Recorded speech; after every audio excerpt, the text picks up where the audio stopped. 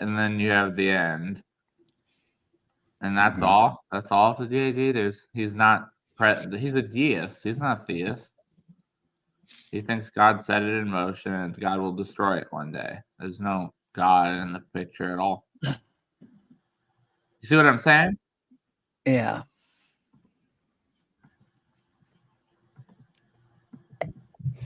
Okay. Welcome, boys and girls. It's Sunday, November 30th, 2025. It's 1 minute past the top of the hour, 9:01 here in the Salt Lake Valley.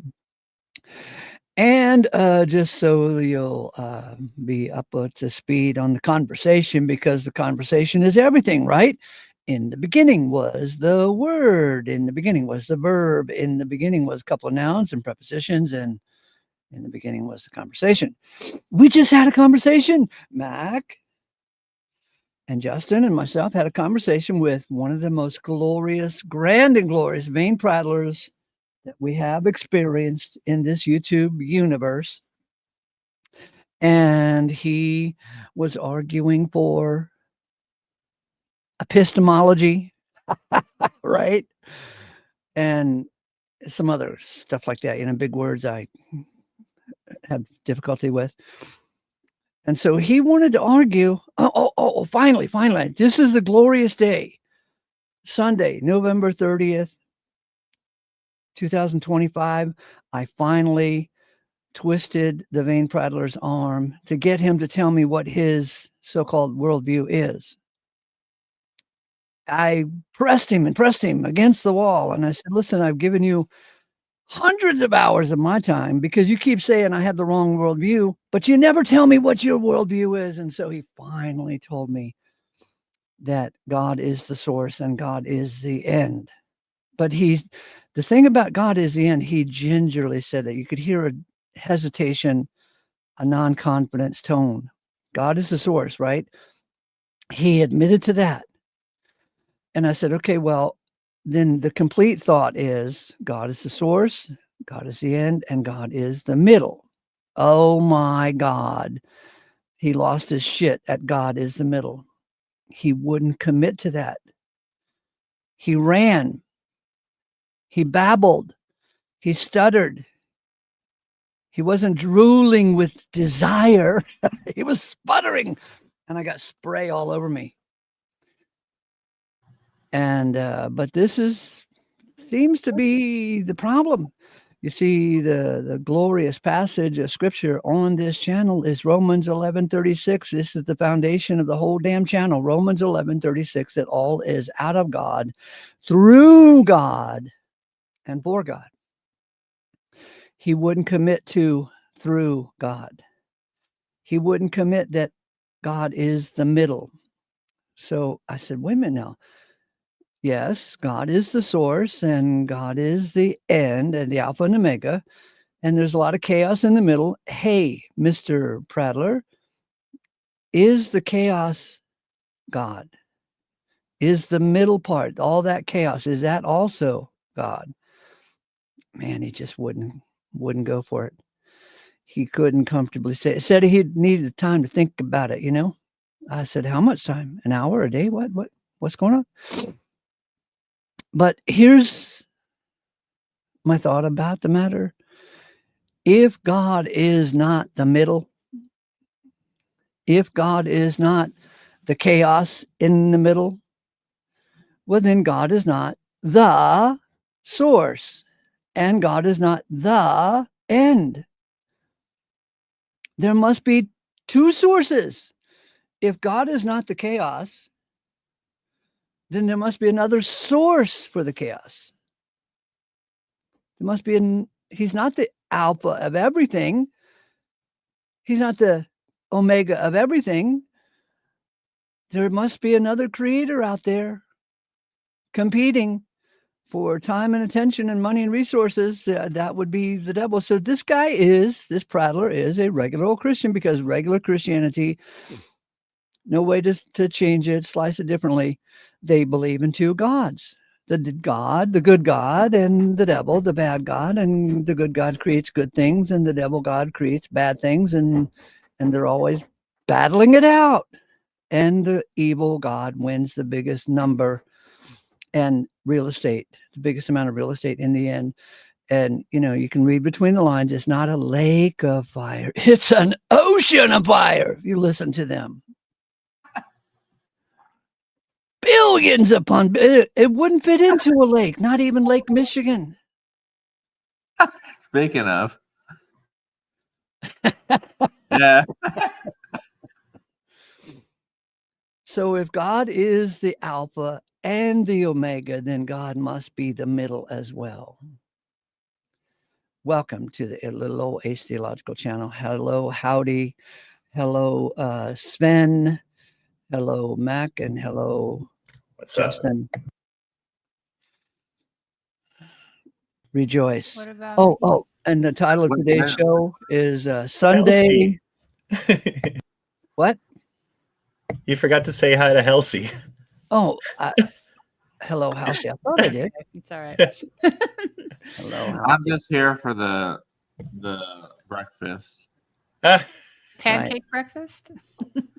I don't know. Here for the berry muffins. The typical churchgoer. I'm just here for the breakfast. We're also the way you were talking about the lake of fire. You were judging the lake by earthly ideas of a lake. The lake could be as big as a whole galaxy, for all we know, right? And indeed, plenty of room for everyone. And indeed, it is. There's a popular belief in Christianity that the lake of fire is the sun. I'm serious. Oh, really? Yeah. Huh. So I haven't heard that. I haven't heard that one, but mythology seems to be ever slivering, changing, evolving. Yeah. And that's why our precious prattler had to say, I need time to think about this. Is God the source? Is God the end? And is God the middle? I need time to think about this. It's a big thought. It is a big thought. We've devoted at least 5 years to this thought. Yeah. It's a big thought because it's everything. Hey, right. I'll push it even further, the thought. He's not only the end, but he's the new beginning. Wow. It never ends. The new beginning. Ever since the cross, we've had excuse to talk about the new humanity. Ooh, this humanity can't die. But that one's not of God because he's not the middle, apparently. That's crazy. Like, if he's... What good is... See, JG doesn't believe in a God. He just believes that someone created this mess and someone's going to destroy it. That's what he said, right? You said that was what his answer was to worldview. What the fuck's the point of that? There's nothing there. That's just as atheistic as someone who believes that the God isn't personal at all. Yeah, like, okay, wait. A typical atheist believes a Big Bang, or the Big Bang, that was the beginning, and then a collapse or something that'll be the end, and there's no personality in any of it. What's the difference between that and JG? That's condemning to his belief.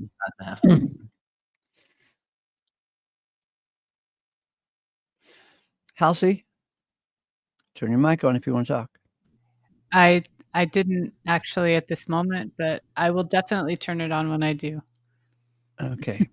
Was I supposed to talk about something? I just wanted to thank you for helping me put that stream together the other night. Oh, when your internet went down? Yeah. So, because production is the thing, and yeah, it's if there's water on the carpet, it's there for a reason. Opportunity cost too. Yeah, I was a little presumptuous of me to assume that you needed help with that, but I thought I'd throw it out there just in case. I'm glad you did. It was wonderful. Cool. By the way, if there's water on the carpet, I hope it's not because you have a carpet in your shower. I tried that. No, I'm kidding. Look at this. Eon Monk. This is like Irma's place. Oh my God, Eon Monk, I could kiss you. This is an insider's comment. And I'm not going to explain it to you at the moment, but this is such a sweet comment. Thank you, brother. That's awesome. No better compliment than saying that Ace Theo's channel is like Irma's place. Ace, the thing that was said, let's see, by Saint Tommy just a couple of seconds ago. Is that true? What was that? He's blackballed from seeing the link. It's just up. It's up in the chat a bit. I think that he was just not seeing it because it was buried. So is it okay if I put it in the chat? Yeah, go ahead, and I'll All do right. it too. That way Yeah. he'll, because he's got two eyes. And Well, that so, I way- don't know. Not everyone gets to scroll up as far, I think. And if you put it in and I put it in, then browsers. he'll be able to see it in stereo. I got to get more coffee. I'll be right back. All right. Either that or 3D, you know, like 3D glasses. You know that the guy that made the original song about entertainers, he has a song called Sad, and he said, I saw a guy with one eye in a 3D movie or something. And it was just, Oh my God, that's funny. yeah. That's was actually hilarious. It's not I a know. belly laugh funny, but it's just longevity funny. One 3D movie.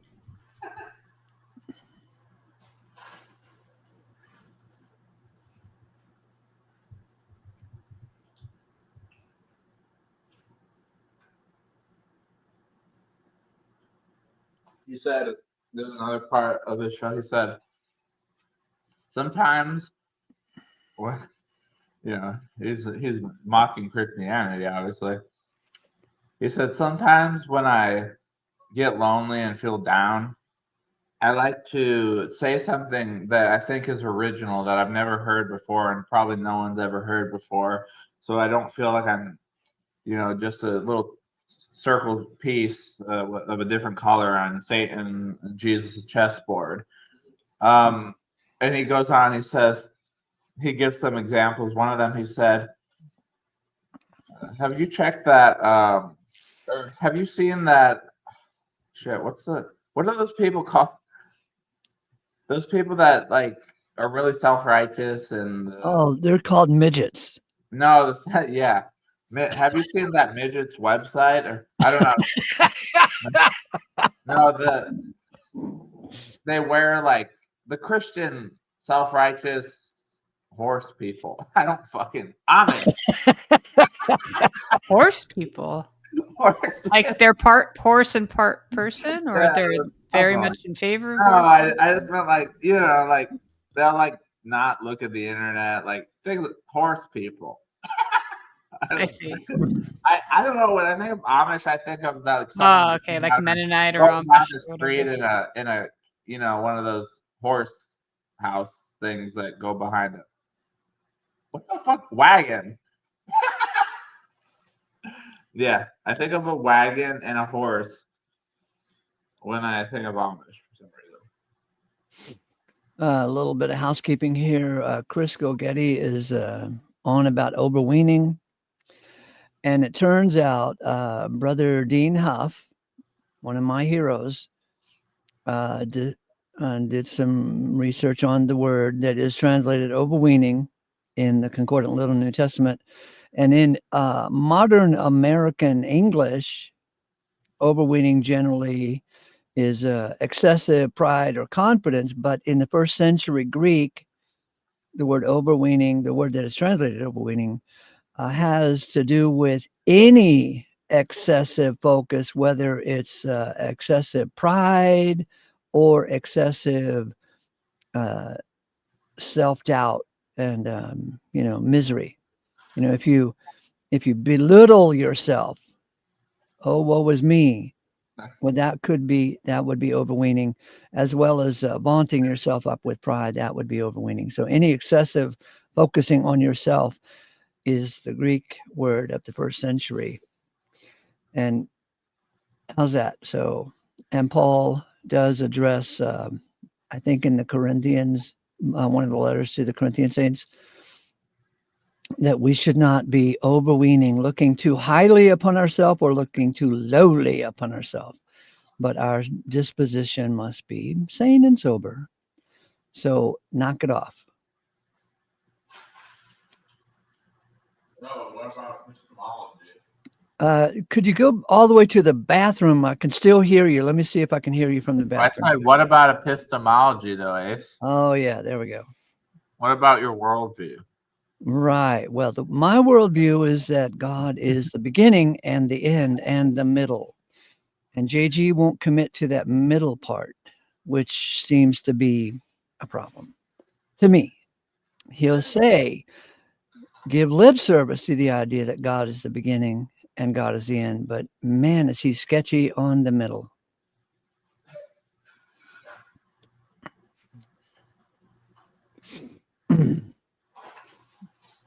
Spen, turn your mic on if you want to talk. Otherwise, I can't hear you.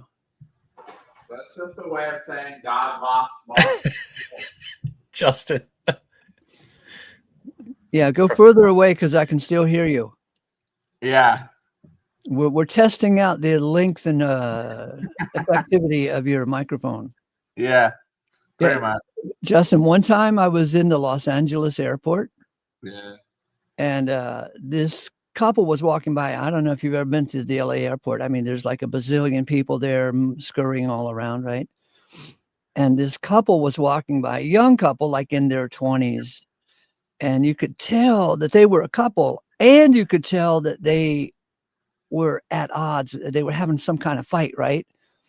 Like they were about ready to break up. It was that type of body language and tone that I heard as they walked by. But the guy got 10, 20 feet in front of her, right? And she was still blathering something from 20 feet back there. And he said, I almost heard you. Try again. I almost heard you. That's funny. That was the funniest thing. I've never forgot it.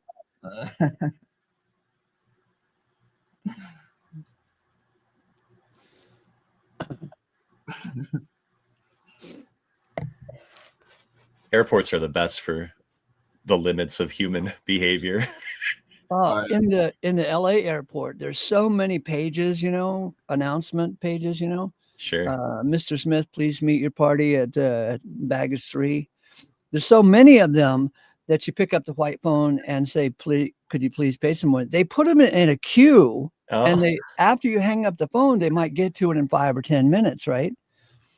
Well, one time I went over to the white phone and I said, could you page Mr. Padidiot, Mr. Stu Padidiot, meet me at baggage 23? And then I hung up the phone and I waited around. And the gal made the announcement, Mr. Stupid Idiot, could you meet your party at baggage claim 3? Mr. Stupid Idiot. I was standing next to a family, a mother, father, and 3 boys, I guess. And the mother looked around and said, where's Johnny? Did he do this? So I didn't get blamed for it. Oh, my God. Little Johnny got blamed for it. That rascal Johnny. That's hilarious. Such a troublemaker, Ace. Oh my gosh. You're like those people on YouTube. They go up to the people at Walmart and ask them this, announce this name, and it has like a dirty backstory or something. Wait, what? Shit, I forgot. I'll remember, hopefully. I'll remember if it must be. How about that? It's a long tradition. Prank phone call to the bar. Bart Simpson. Yeah. I'm looking for Amanda Hug and Kiss. That's great. Paging Mr. Ben Dover. Yeah. Yeah, one time I was at the airport and there was an announcement in the line to, get through the security. It said, "Please do not look Muslim at the airport." It No, said that? No, it was from a show. That's crazy. It was from a show on TV. I was like, "Oh my god, it's kind of true." Shit. I was like, "Oh my god, that's kind of funny." Yeah, huge ass. I couldn't believe it. It said that. Hairy pair of testes. Oh, come on. Nice. No one's ever going to say that. Yeah, I think that's the original Will. Mr. Hunt. The original Michael Hunt. Michael. That goes back to like ancient Rome. Well, what's that one? Dixon Cider. Oh, right. That was a song from Smosh or something back in the day. Dixon Cider, and It's a cider brand too. Yeah, it's a cider brand. Dickens cider. Dickens Cider. Jesus. Can you page Dixon Cider? Dixon Cider. I think I've actually seen someone page that on one of those YouTube shorts, and I'm ashamed to say I've seen that many YouTube shorts. I've seen ones very similar to it, that's for sure. But how does someone fell for that? Like that doesn't even sound like a name. Like whose last name is Cider? So, oh heck yeah! Could you read This this is better for us, than what I was Mac? going to say. Yeah, let me read some Browning. The gray sea and the long black land, and the yellow half moon large and low, and the startled little waves that leap in fiery ringlets from their sleep, as I gain the cove with pushing prow and quench its speed in the slushy sand. Then a mile of warm sea-scented beach, 3 fields to cross till a farm appears, a tap at the pane, the quick sharp scratch and blue spurt of a lighted match, and a voice less loud, though its joys and fears, through its joys and fears, than the 2 hearts beating to each to each, than the 2 hearts beating each to each. All right, now that you got the rough stuff worked out. Yeah, give me another run. Okay. The gray sea and the long black land. That's what's meeting at night, by the way. That the title of this poem is Meeting at Night. The gray sea and the long black land, and the yellow half moon large and low, and the startled little waves that leap in fiery ringlets from their sleep, as I gain the cove with pushing prow and quench its speed in the slushy sand. Then a mile of warm sea-scented beach, 3 fields to cross till a farm appears, a tap at the pane, the quick sharp scratch and blue spurt of a lighted match, and the voice less loud through its joys and fears than the 2 hearts beating each to each. Oh man, that's so Bobby beautiful. Browning, baby. Preferable to Bobby Burns, although less celebrated. There's so much love in this poem. Ace, you said it reminds you of Longmire. Oh yeah, this is a Longmire poem. What did you mean? It You've doesn't never seem seen like an Longmire. old Western. No, in almost every episode of Longmire, there's a lot of love displayed. But throughout all 6 seasons, nobody ever says, "I love you." But in almost every episode, somebody takes a bullet for somebody else. They jump in front of a gun and take a bullet for somebody else. There's a lot of love in that show. Gotcha. It's awesome. 2 hearts beating each to each. No words expressed, just 2 hearts beating. They're loudly beating each to each. Mm. Have you ever read the poetry of Elizabeth Barrett Browning? Mm-hmm. Isn't she great? I think she's considered impressionistic, Mhm. but yeah, fantastic poetry. You guys are exposing me to some new stuff here. Nice. And have you, Halsey, have you ever read Browning's poem called The Pied Piper of Hamelin? I heard you read it on one of your shows not long ago, actually. Yeah, Oh, and we talked well, about it a little bit. Yeah, that same day, I believe. what a long poem, what a complicated ballad and story, and yet every line of it rhymed. That is clever.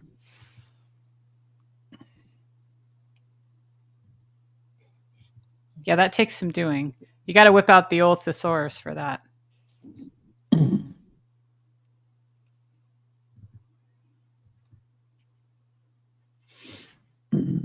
That's service, you guys.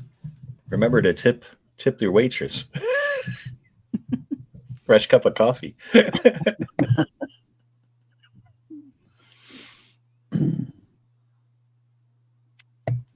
They get cold fast today. We got 4 inches of snow last night. Oh man. Wow. Yeah. So how cold does it get in your part of well, Michigan. yeah. That's okay. I didn't know Thanks if for you being said it careful. out loud. I'm rocking the hat today, so I don't care. The Michigan hat. Oh, But- cool. Yeah. So I'm in this part of Michigan down near Detroit, and yeah, right around here. Is that what they call the dirty mittens? Or is Yeah. okay. It's technically part of the Rust Belt because it's a bunch of old automotive kind of cities, but most of them defunct now. But it can get very cold. It can get very cold, like -30 sometimes. Yeah. But rarely. If you're up in the northern part, that's common. It gets really cold up. That's far enough north for it to, and then all of that lake effect too, that they're surrounded by those Great Lakes, which I guess accumulate snow. I don't know how it works exactly, but it's a different phenomenon. The chill with the snow. factor is a lot more like potent around the Yeah. lakes, right? Yeah, that's definitely Yeah. true. But also just more precipitation, I guess, because there's more water there to go up into the sky to precipitate. I grew up near Lake Ontario and like within miles of the shoreline, and we always got, like where I lived, always got way more snow than just a few like miles south of there. So it's something about being close to the lakes.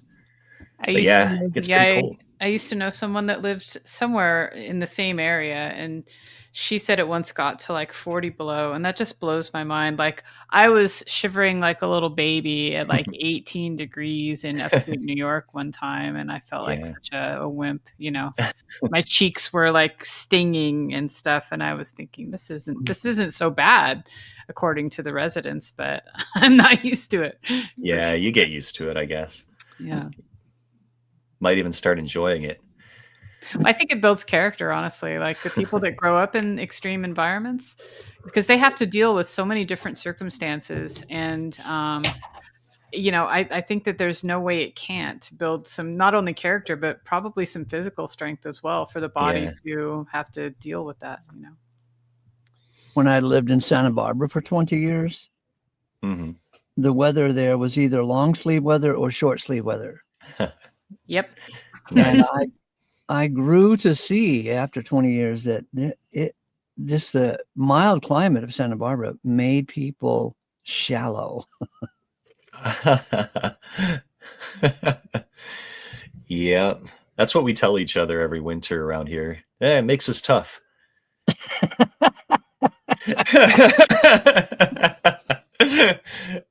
And then we, look down on the folks that go to Florida every winter. That's funny because that's what my grandfather like always did. Is he had a house in around where you are, and he had a house in Florida, and they just go back and forth. There's a lot of people that do that. They're cheating the weather. They're totally cheating the weather.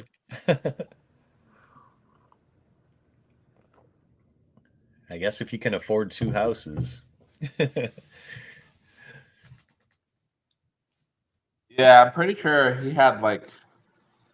I mean, I remember his like awesome beach house on the beach, but I think when my dad was a kid, he even had like a fucking indoor and outdoor swimming pool. What the fuck's up with that? Who the hell has an indoor swimming pool in their house? That's Is that like a amazing. thing? I don't know. It sounds cool. Yeah. I think it is a thing if you have enough space for it and money. Yeah. Yeah. But that's such a nice idea because you can make that room all nice and toasty, even if it's like really Yeah. cold outside, you know. Yeah, I went in the hot tub. That's probably why it was fresh on my mind. Is I went in the hot tub last night and I was like, oh my God, it's like barely about to rain as soon as it heats up. Like, what the hell? If I only had an indoor hot tub, you could feel the rain in the air, like where it's like it's raining, but it's just air rain. Where like if you have some like glass, you can see the hit the glass. Sounds kind of relaxing. It's like heavy fog, like light drizzle, heavy fog, like somewhere in between. Yeah. Yeah, I like that. It's nice, but it's it's like one of those things where like if it starts raining hard, you're gonna have a lukewarm hot tub. So right. Yeah. I think we've been doing a bad job of pissing off Jamie Russell. Lukewarm, right? Lukewarm. Lukewarm will spew you out or something like that. Even Jesus didn't like lukewarm coffee. He didn't.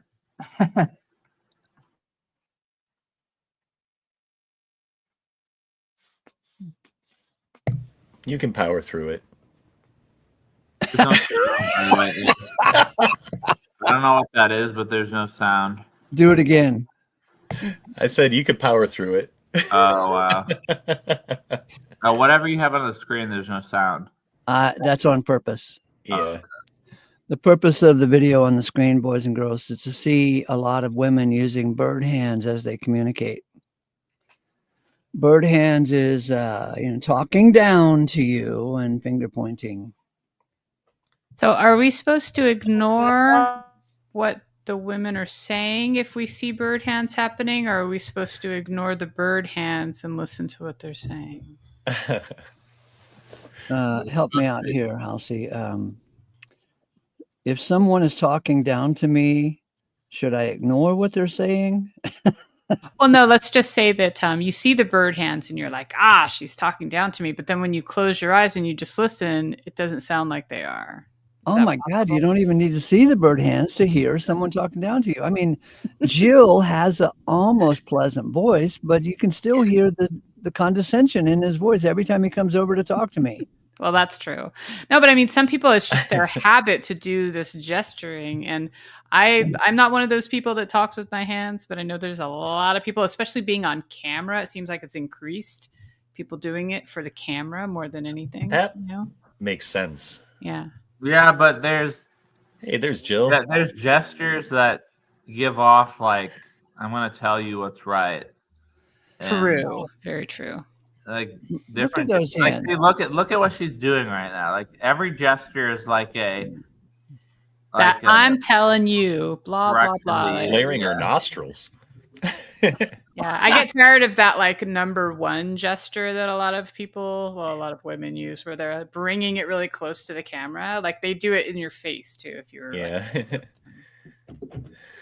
if you had a Christian conspiracy theorist watching that, they'd think it was a bunch of 666s, and I don't know if you've met those people. They're all over YouTube though. They're like analyzing people's hands, and they see that whenever she does like a circle, they say it's a 666, and everything's like a secret hand signal, and it's apparently copyrighted for anyone with hands to do it besides Freemasons. Whoa.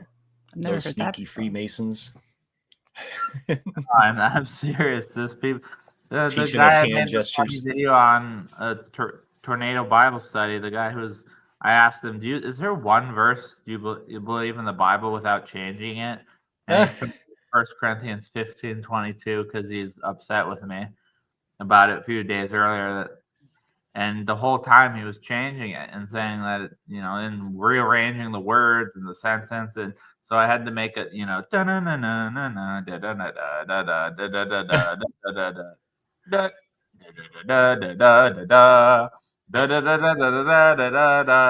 I just put that behind it and it made it hilarious. I thought you were gonna do the whole song. Yeah, I should. Let me grab my guitar.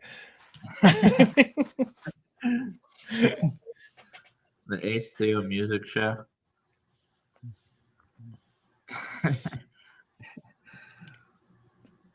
Yeah, when are you gonna sing that song with the disturbed voice? You even gotta put your face on the camera and make it.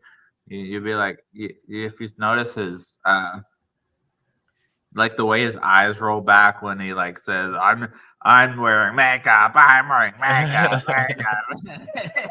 Make him look crazy, like it's hilarious. Yeah, Mac, did you ever show Ace your Ace Theo show song? Oh yeah, right. Okay, yeah. good. He played it a couple times. Okay, cool. What? Ace Theo show It's a classic. It's a classic. I don't Go know. bring it about up, Mac. Bring it up. Yeah. All right. that. Sounds cool. I might need help sharing it though because I'm in the Firefox. You got your own song. You got, 7 going on 8 condemnations from Jack Smack. You're doing If pretty you're on well. Firefox, yeah, you might have trouble, but Let's see. Has Jack Smack's new condemnation came out for you? I don't know. I don't know. I don't care. It's just free publicity, really. Let's see. Sitting here watching, I called it. I'm sitting here watching Ace Theo. La, la, la, la. Title reminds me of that, sitting on the dock of the bay. Oh yeah, I love that song. All right, so there's that. Let me see if I can press present and make something happen. Share screen.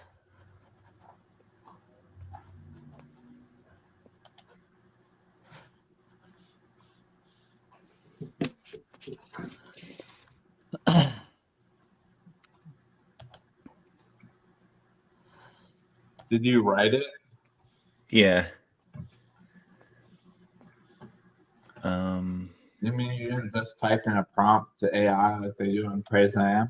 So far, it looks good, Mac. Can you see it? Yeah, there we go. Start it to see if the sound is okay. Okay. He has Dolphin Emulator. It's pirating games. Okay. Can you hear it? Now, No, yeah, you got your desktop on. Oh, that's weird. Oh, I see what's going on. Here. you might have to start over Boom. and hit the include audio button. Did you share desktop instead of share window? Probably. Did that That's fix it? That's really weird because No. in my state it's 11/30/2025 too. Let me start over.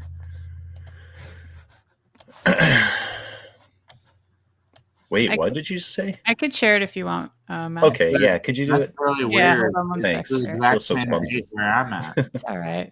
Going from one browser to another can be tricky. So, Yeah. all right. See it there, Ace?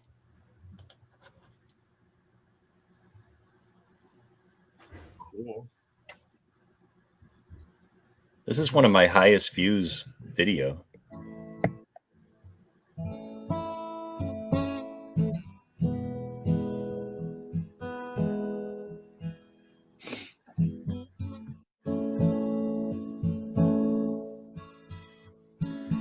Morning has broken, coffee is hot. I wonder what wonders this day is like. I'm just sitting here watching another Ace Theo show.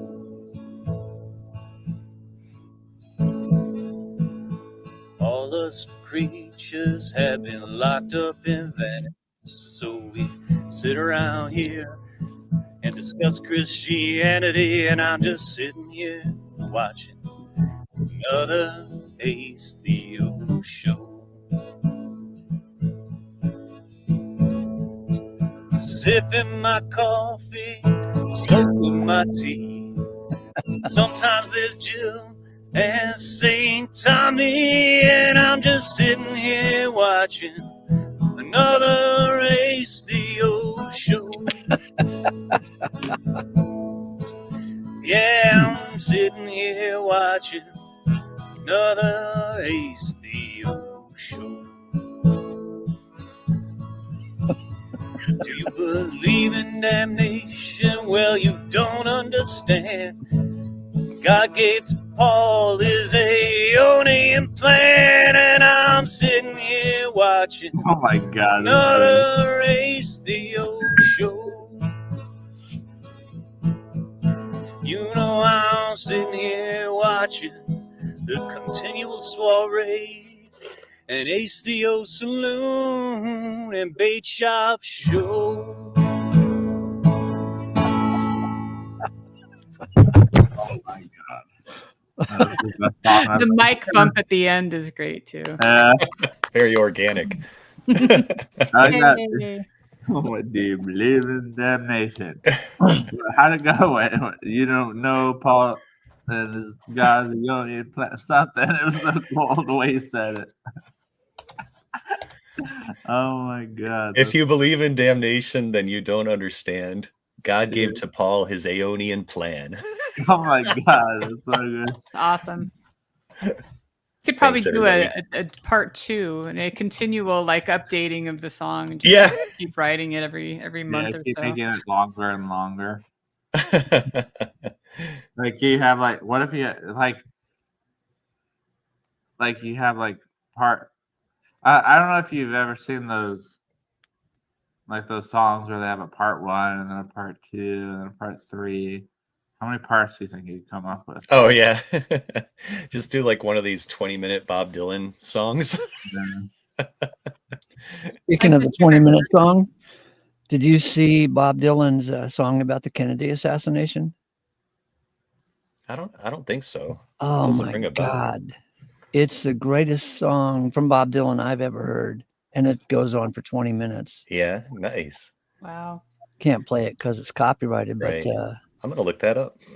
yeah, Well, it's called A Murder Most Foul. Nice. Will is requesting that Justin's song be played also, Nice. if you like. We're doing a music I show. would, but the piano music's copyrighted, so I don't want to. Oh. Hmm. But you can play Mac's version. Oh yeah, Mac did a version. Mac I doesn't forgot about that. sound awful anyway. It actually sounds good when he does it. There's some moments that I think I could polish. Yeah, the only Got it. you could Found also it make on another version where you sound like extremely insane. Like that's part of like the epicness of that song is he sounds like he's going insane over it, you know, like, oh God, I'm an entertainer.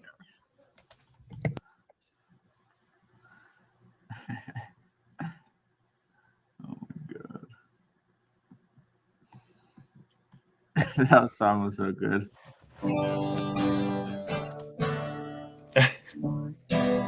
He can play the guitar, that makes it so much better. Preacher is dead. The preacher is dead. The preacher is dead. The preacher is dead. Preachers like to seem they're complicated, but we're not complicated. I can explain it pretty easily. Have you ever been to a birthday party for children and one of the children won't stop screaming cause he's a little attention attractor? When he grows up to be a preacher or actor, he'll be rewarded for never maturing, never understanding or learning that every day can't be about him. There's other people, you selfish asshole. I must be psychotic. I must be demented to think I'm worthy of all this attention, all of the money you worked really hard for. I slept in late while you worked at the drugstore. My drug's attention. I am an addict, but I get paid to indulge in the habit. It's all an illusion. I'm wearing makeup, and I'm wearing makeup, makeup, makeup. The preacher is dead. So people think you're holy. How you get those people money? The preacher is dead. We're rolling in dough. Well, Paul rolls in his grave. His grave. His grave. The show has got a budget. The show has got a budget. And all the poor people way more deserving of the money won't budge it. Cause I wanted my name in lights. Could have fed a family for 40 fucking fortnights. And 40 fucking fortnights. I was a preacher. Please, God, forgive me. I was a preacher. Please don't revere me. And I was a preacher. Please don't respect me. I was a preacher. Please correct me. Self-centered preacher. Self-obsessed preacher. I was a preacher. I was a preacher. I was a kid. I was a kid. I'm just a kid. And maybe I'll grow out of it.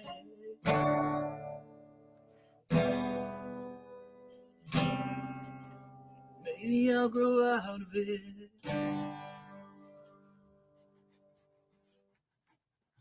Dig it. Yeah. Yeah.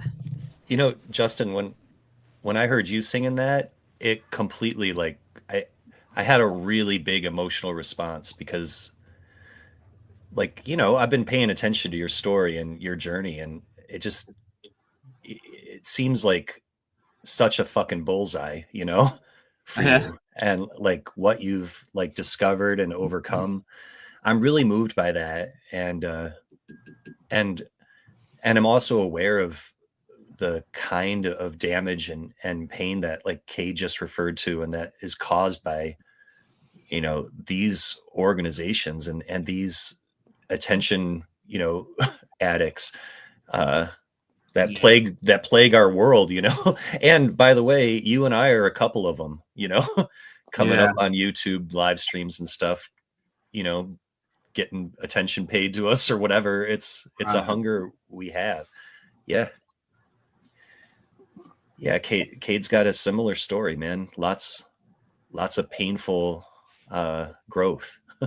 You know, me too. So, you know, that's just really it was a cool. Originally, I thought you were like you wrote the whole thing, but so that was super, right. But even that you transformed it into that message, it's really meaningful. It's really powerful, man. Well, to add to that, it hit me very, very fucking like for like days on end. Like I couldn't stop thinking about it. So you're not the only one. Right on. But it hit me when I didn't even hear the word preacher. I just heard, oh my God, like every time he said entertainer and, you know, art or whatever, I was hearing the words preacher and preaching. And it literally like fucked me up for like 3 days on end. I'm not even kidding. Like it was that. I believe you. Like, yeah. Like he wasn't even talking about preachers, and somehow I like spiraled into like, oh my fucking gosh. So then I just eventually had to get it off my mind, and I'm glad you did. That's a great way to express things that are going around and around in your head, is to write it down. You know, either stream of consciousness, orderly writing, a poem, a song, just anything. I think it helps a lot to just get it out externally. A little housekeeping here. Will Freeman, how do you like the show title today? Sunday, a day God made to piss off Jamie Russell. Yeah, Sunday's evil. Don't you dare do anything good on Sunday. Don't even think about it. Ace, do you agree that writing your thoughts down regularly is a good practice? Exactly. Yeah. It helps you crystallize the thoughts. Totally. Because when you're just in regular conversation, you know, the cadence of the conversation might not crystallize your thoughts. You're still exploring and thinking out loud while you're talking, hoping it makes sense to you and to the listener. But when you write it down, it puts you in a different mindset. You know, this might be read 100 years from now. Right. Hey, Ace, did you okay, you did pin the chat, the link. No, he's not banned. So. We went over this earlier. And I invited him to come in, and I wanted him to come in, but he hasn't come in yet. Tommy is not banned. He's overweening. It's all about him. You should go write your thoughts down, Tommy. Not in the chat, but separate somewhere else, so that they're crystallized. Now I've found that if something's bothering me, or if how when you're in, I don't know if you know this, but sometimes when you're in a therapy situation and you don't have access to someone like your dead parents or whatever, they sometimes they'll say, write sort of like a letter or something to them that just expresses everything you've ever wanted to say to them. Spill your guts, even though they can't respond. It's going to do something for you. And I think it's really true, because I've done it before with people that were not available to express to, and it helps so much. It really did. Right on.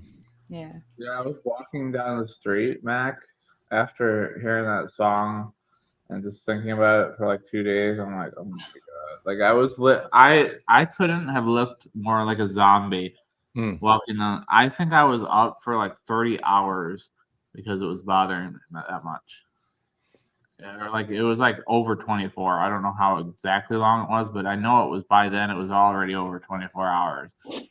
And it was bothering me, so I believe you.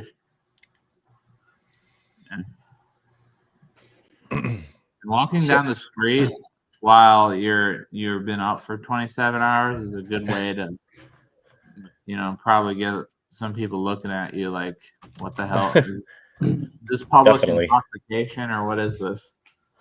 Yeah, and you're stumbling. Adrenaline can kick in at a certain point, and then it's like a weird high, Yeah. Sleep deprivation. Yeah, but usually that only works if you're not feeling like absolute shit because of what you just heard. Halsey. Yes, sir. I wanted to give you another reason to write down your thoughts, Okay. Back in the 80s, I used to keep a journal. And every day I'd write down my thoughts about this or this or this or this or whatever. Politics, relationships, whatever was going on. Mm-hmm. And then I stopped for some reason. And then I went and found my journal like 30 years later. Mm-hmm. Mm-hmm. And I read it, and I was so embarrassed at how stupid I was. Did you feel good about how far you've come? Oh God, I didn't feel good about how far I've come. I was just embarrassed at how immature I was, and making the wrong assumptions about this and this and this and this. Yeah, I spent like 2 hours reading out loud a lot of prayers that I didn't destroy, which when I was a Christian, I was so paranoid that I would the measures I would go to make sure not a letter of it was found, because don't pray in the closet, right? That whole thing. The methods, I would not be comfortable just shredding it because maybe a letter would be found or something. I was extremely paranoid and weird. Anyway, so the ones that didn't get shredded, which was not most of them, which was not most. Only a few. I read 2 hours of it on camera. I was like, oh my god, I can't post this. This is this is disgustingly immature and ridiculous. Like, I read it for 2 fucking hours, and I'm like, yeah, I'm not posting this. Yeah, it was. I mean, it sounded, but it was a good contrast. It was superstition and Sure. let's see, doubt. Like doubt was really the theme of it. If I had to give it one theme, it was doubt. Like, it was always, I knew something was wrong, but I didn't know what it was. So, like, probably the most common phrase in there was "show me the truth" or something. Mm. And I was reading it for 2 hours. And That's a worthy prayer. Oh yeah. I've prayed that prayer. yeah. Yeah, I just knew something was wrong the whole time, but I didn't. You know, it's like that you can't fucking put your finger on it when you're caught in it. Like, Yeah. everything. But yeah, but I relate to that. Like, you look at a lot of, besides that thing that was said 1,000 times over. But see, even the 1,000 times over thing, it speaks a lot, right? Because it's almost like superstitious of like, show me the truth, and maybe if I say it 1,000 times over in one prayer, it's gonna, like when Jesus said about vain repetitions or whatever, just repeat it 1,000 times, maybe you'll hear me then. But it still does say about where I was at. Which truth were you looking for back then? Was it just was it lots of things or a main thing, or what was going on? If you want to talk about it. I think I knew something didn't make sense about. It wasn't like a witch truth. It was more like just regarding, things that I thought would be important. And I guess I wanted to know the truth. And I'm not talking about like what color is the grass, like what is the exact shade of hue of the grass on average. Like, I want to know that. The truth, as in like something that's like life changing and like, something that like something matters. philosophical. Or Yeah, something like that. like something, not just like an empty like. Where am I? Capital T truth. What trash can should I buy from the grocery store? Yeah, I mean, what was it? Ace said that there was a group he was in where they would overween you so much that you had to ask, the preacher if you could buy a jacket from the grocery store. Isn't that a story, Ace? Yeah, they had that attitude that you had to ask the elder for permission to buy a pocket knife or a pair of socks. I mean, they didn't say those words. They didn't say those words, but you got the tone of it, that you had to be submissive. You had to be very submissive to the elder. You had to like run it by them in a way and let them sort of express something about that to give you the go ahead or the not so fast. Mm-hmm. Not so fast. You can't buy 2 milk jugs. That's too many. Yeah. But I guess it says a lot because, like, in the sense of like, despite everyone in Christianity saying they have the truth, like, it's kind of like, I don't know, at least for me, it was certainly like I knew something was wrong, but I didn't know what to say, or what to like do, like, because there's nothing. Now I know there's really nothing I could have done about it. But it's more scary when you think the whole Christian bullshit is. Justin, look at those hands. Those hands will tell you everything you need to know. Yeah. But the whole Christian bullshit makes shit more scary because, like, okay, if I don't understand that big fucking like, when I was a Christian, I wouldn't have said, "Oh, God can throw me in like a fire, I'll be fine. Let His will be done." But because God's just reckless and ruthless and awful in Christianity, and you can't trust any of His judgments. So that's why it was like a 10-year decade worry fest 24/7, and that's why my prayers that I wrote down that weren't shredded, or not shredded, but like I mean, the methods I would use to make sure not a single letter was found. Hydrofluoric acid. Feed Yeah, it to the pigs. That's probably the best thing to do. You have no idea. That wouldn't have even been enough for the things I was doing to it. No, I'm serious. It sounds insane. I'm serious. I would be Pigs will eat anything. Oh yeah, but what if it comes out the other side? And like I was that paranoid. Anyway, the superstition. But seriously though, like, hey, God is in the middle too. It's just like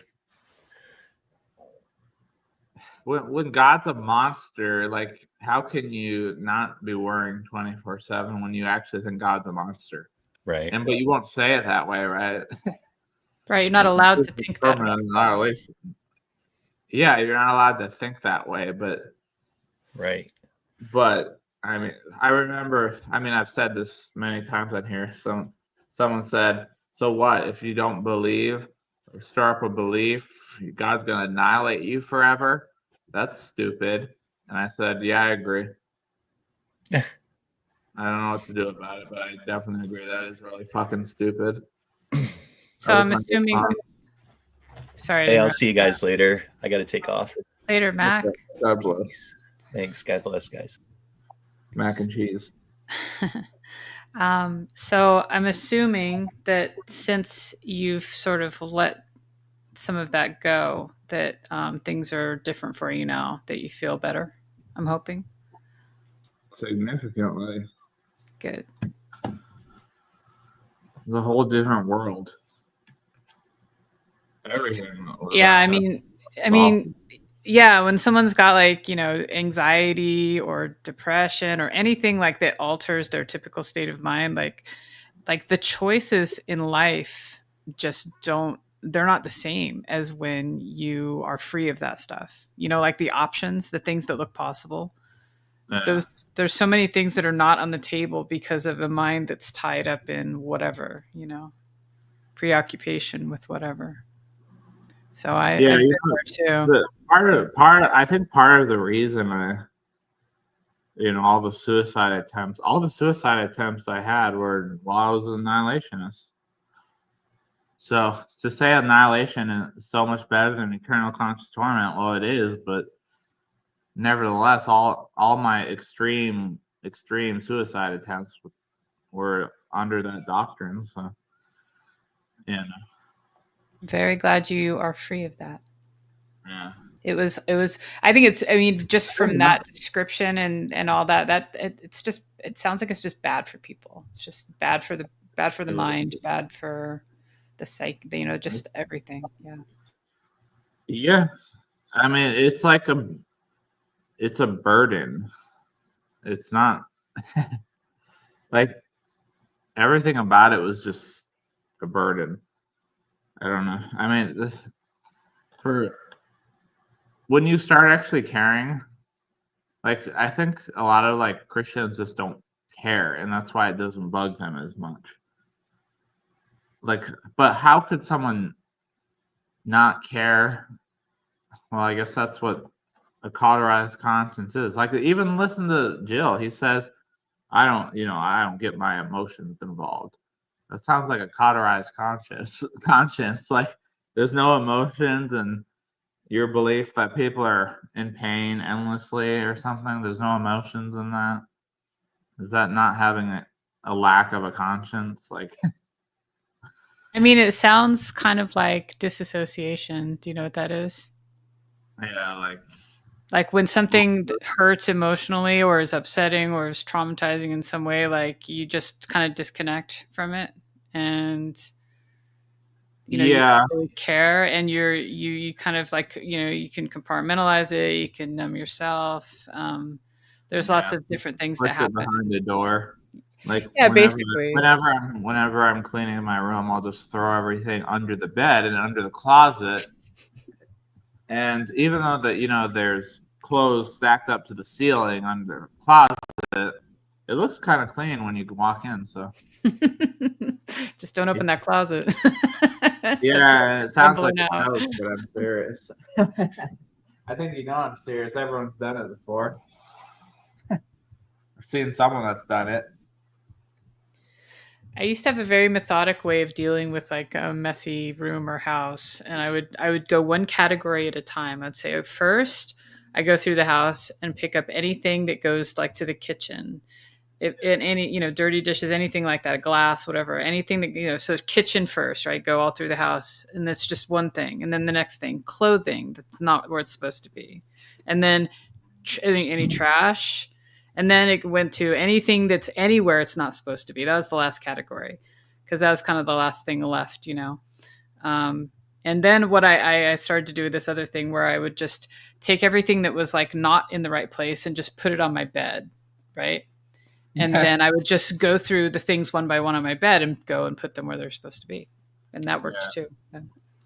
Justin, so you just gave a testimony about, you know, how you, under annihilation and maybe even eternal torment, you were depressed and suicidal. I was depressed under So eternal have sure, you heard me? and Have that, you heard me, what I- my, Justin? yeah, Have you heard me talk about Will Powell? no. I didn't mean to write power. I meant to write Powell. Will Powell was a brother, and his son committed suicide, and they were part of the regular evangelical church. It was it was called the Christian and Missionary Alliance Church. It was a small denomination, and his son was a young adult, you know, and his son was by all appearances was a good kid. He never, you know, robbed banks and committed mass murder and so forth. But he was so depressed over the Christian message that he committed suicide. And Will Powell wrote hundreds of letters to ministers and asked them, "Is my son in hell?" And of course, you can imagine their responses. Either non-committal, or if they were true evangelical fundamentalists, yes, your son is in hell because God will not put up with suicide. Jesus. Will Powell sent me hundreds of those letters, and I have them in a 3-ring binder. And so I have on this channel read a couple of them. Wow.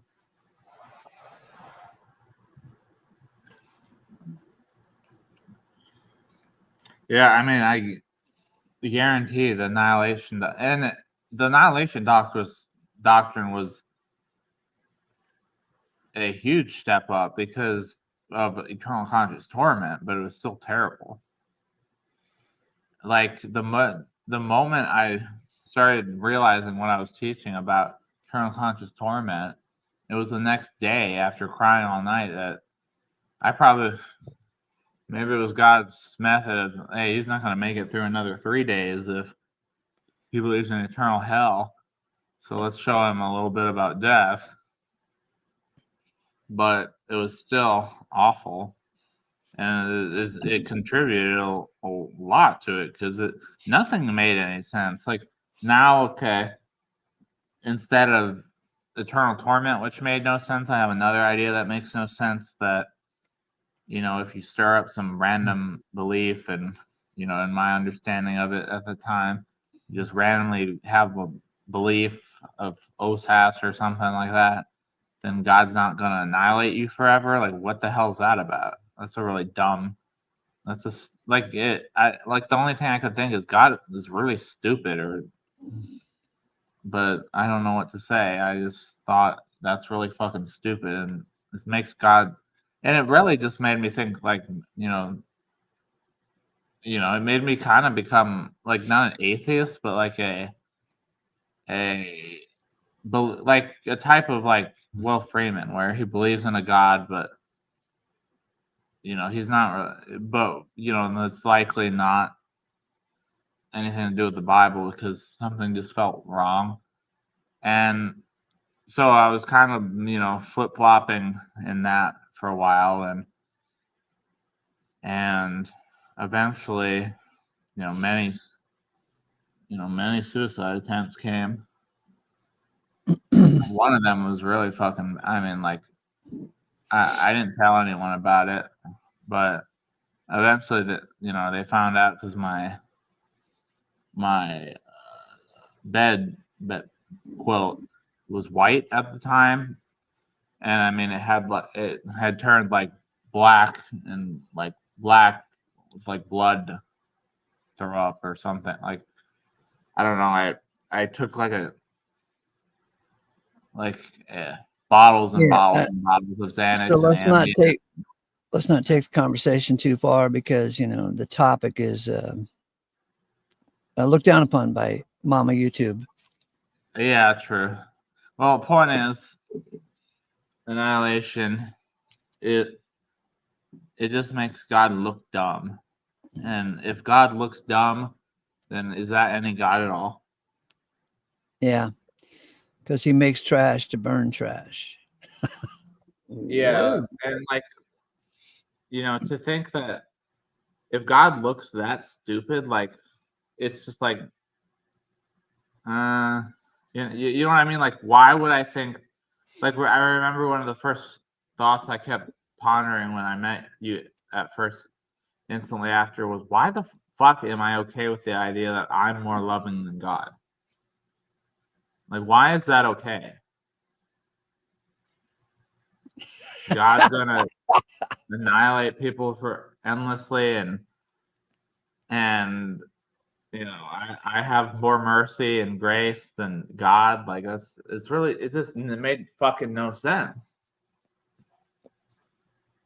And I knew that I always thought that, but it wasn't like something I wanted to come out of my mouth in public, because what if you say that, and I mean, Christians are down your throat over little tiny things. If you say that, oh my God, they're really gonna throw you under the bus physically.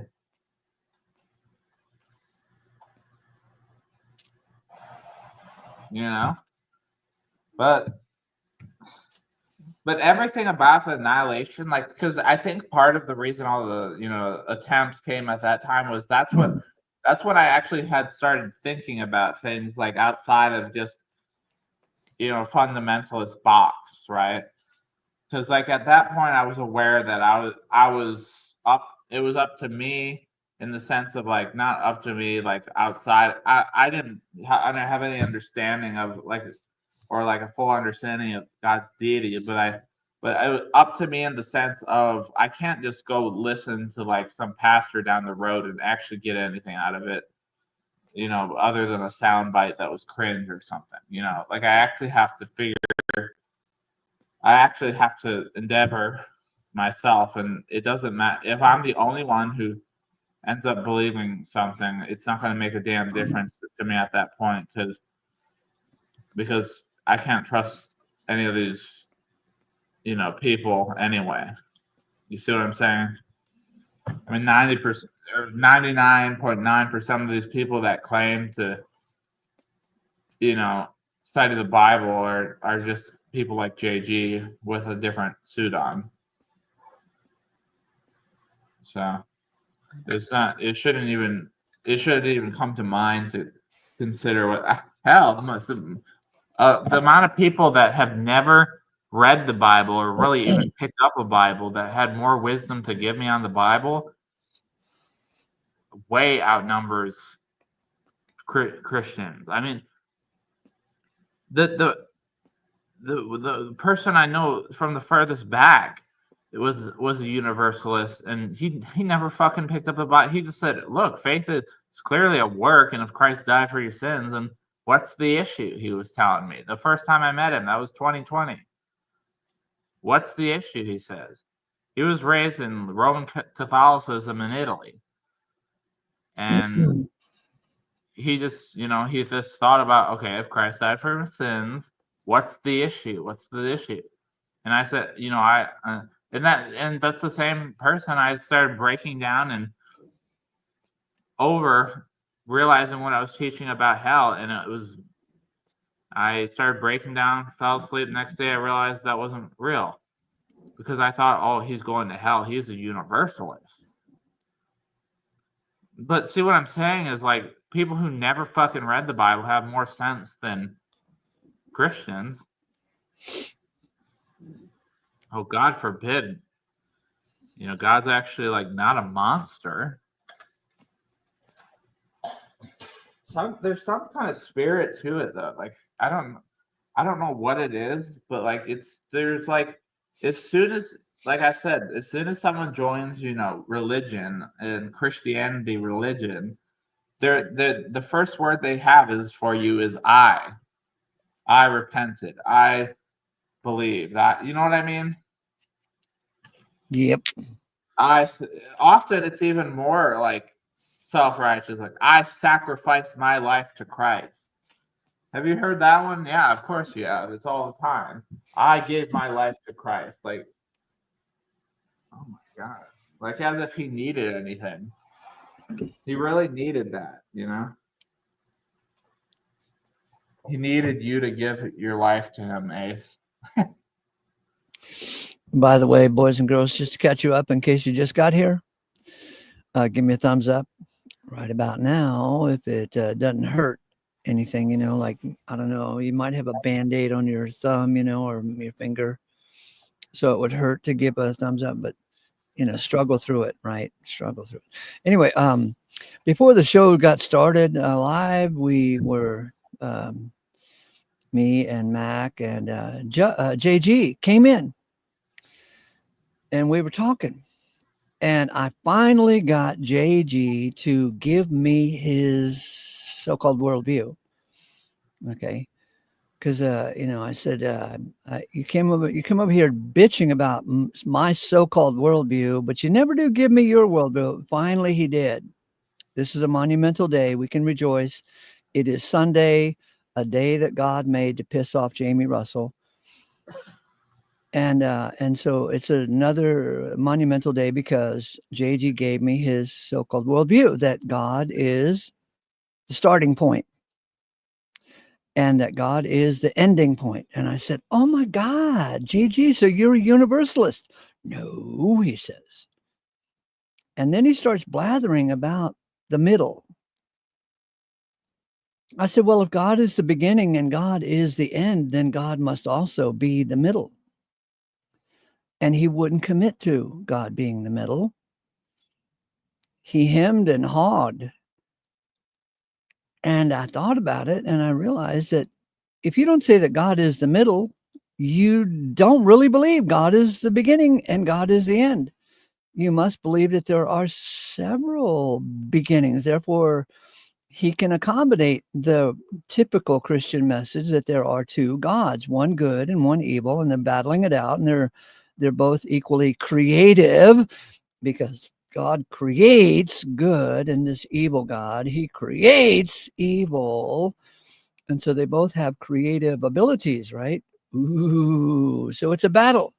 And JG accommodates that.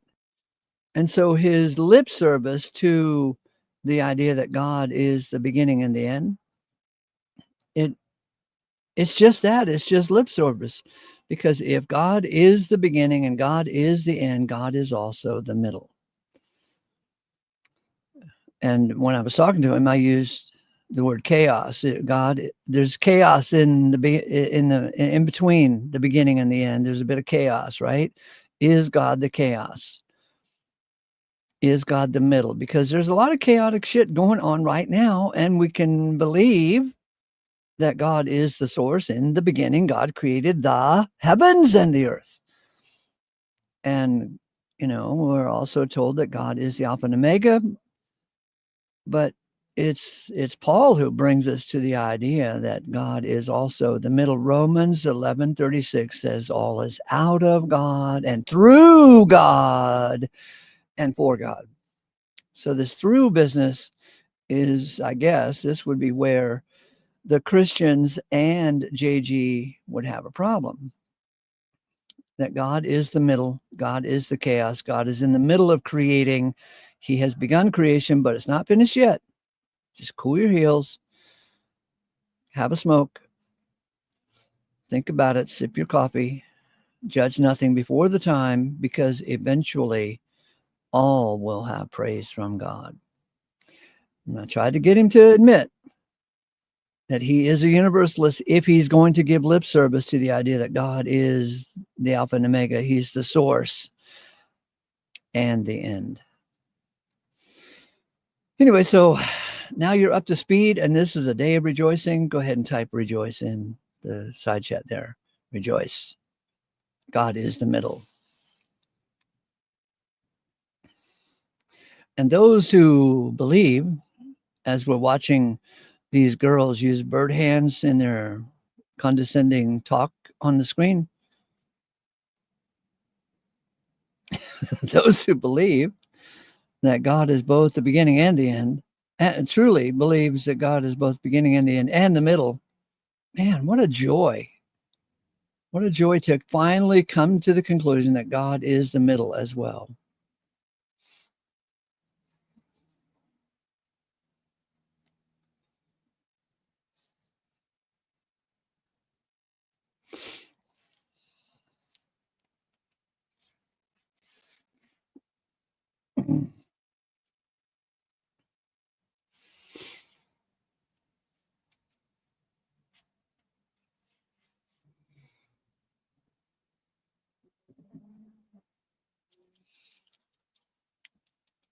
How about this for a thought?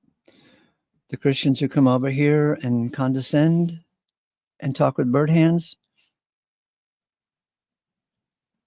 if you read between the lines, they're actually saying they want you to honor Mr. Chaos, the one who creates evil, the devil.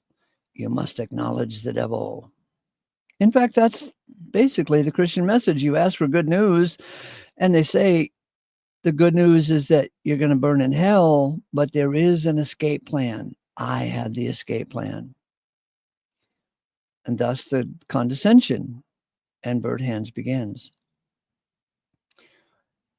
Oh my God. You must acknowledge the devil. How many of them also will say you have to believe in there's a hell before you? They'll say here's the bad news first. You got to believe the bad news first. That's exactly it. You must acknowledge and worship the devil First. And first, then you can before you can tap into the escape plan.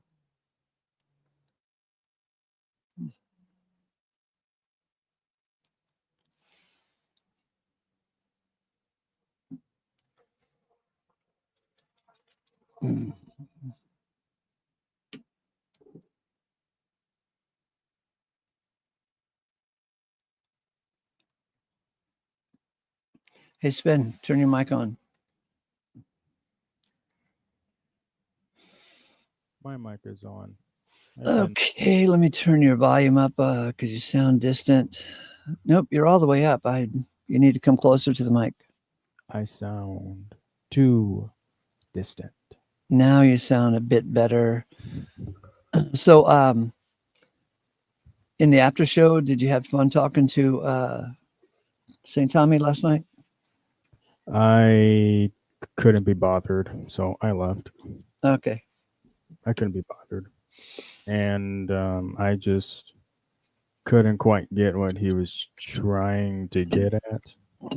Kept saying that he wanted to put you on some type of a trial, whether you're the accused or you're the prosecuting attorney or something like that. Yeah, something like that. Yeah, I just, nah.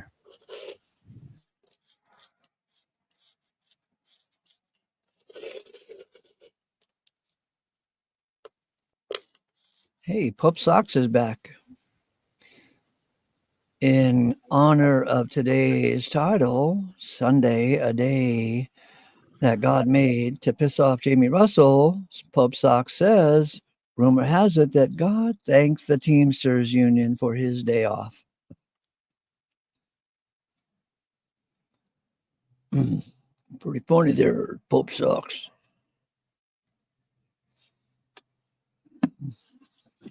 My question is, would Jamie Russell, so You know, a lot of people go to church on Saturday and Sunday. Wow, aren't they covering their bases? Yeah. So would Jamie Russell intentionally avoid Sunday? I think he would. Any day of the week, but it can't be Sunday. I thought that was funny. You asked him if I go to church on Saturday, will God save all? Yeah, he just said no and put a period. He didn't get the humor. Yeah. They're kind of like girls, you know, they don't get the humor by and large, you know. Like when this guy asked a feminist, hey, how many feminists does it take to screw in a light bulb? And the feminist says, that's not funny. Yes, I sent you. How many moral relativists does it take to screw in a light bulb? And I said, it's unknown because they can never make a decision whether it's right or wrong. It's not in the Bible. Screws and light bulbs. That's funny.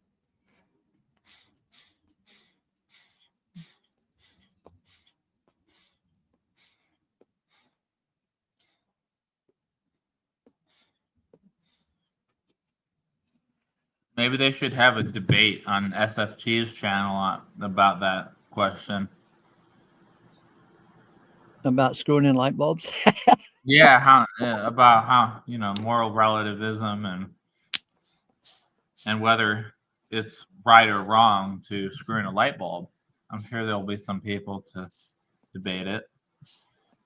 It's probably, I bet Jamie Russell, we could even do it on, is it right or wrong to screw in a light bulb on Saturday?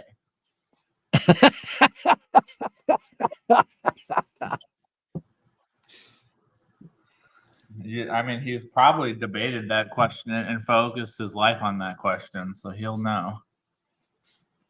Just in like a more broad stroke of the same question. Oh my God.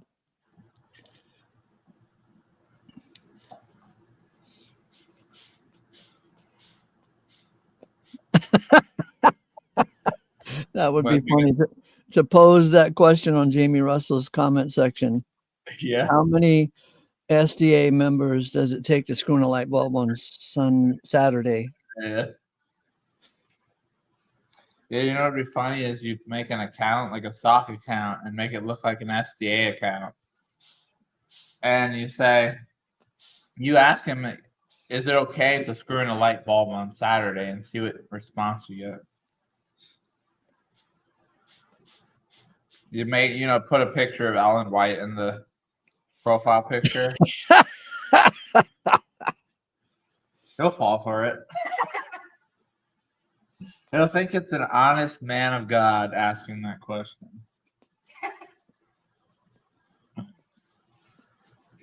A new convert, right?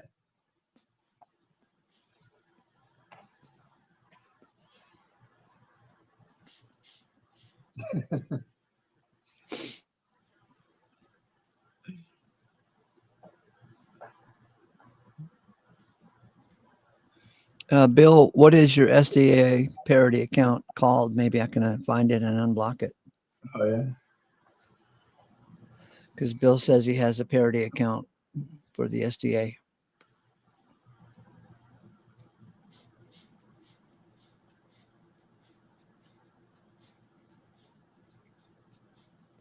It's probably something with Ellen White knowing him.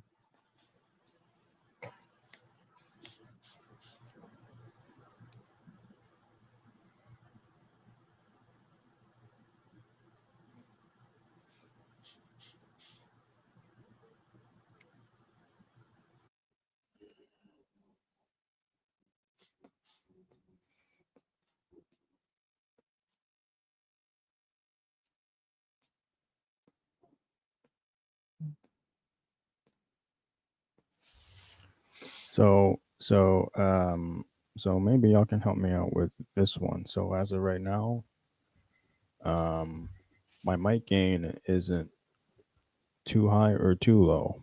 It sounds fine. So it sounds fine. Okay. Yeah. Now, you wouldn't happen to be hearing anything unusual? No, it sounds just fine. Interesting. So it works. I know my last Now, one. is this a theological question? Bother. Oh, bother. Bother. No. No, I just wanted to make sure.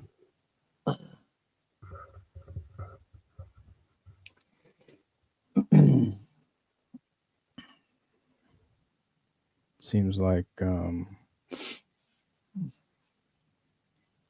quite sure who that is.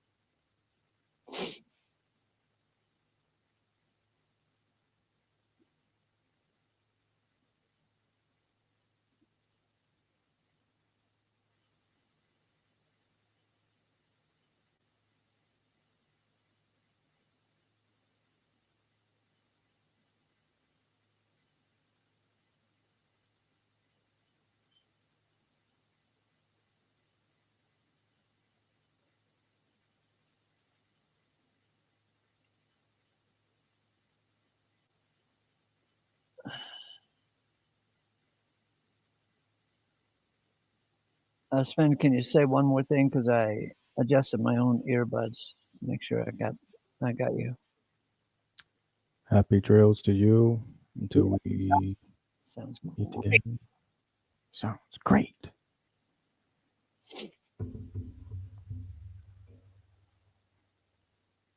So, did any of you guys happen to get any snow as of yet? There was like an eighth of an inch snow this last night. Nothing that'll last, but and so it's cold. Yeah, up here in Wisconsin, we got quite a few inches again. But of course, it's a little sunny outside, so don't know if it'll last. But basically, back to where we started.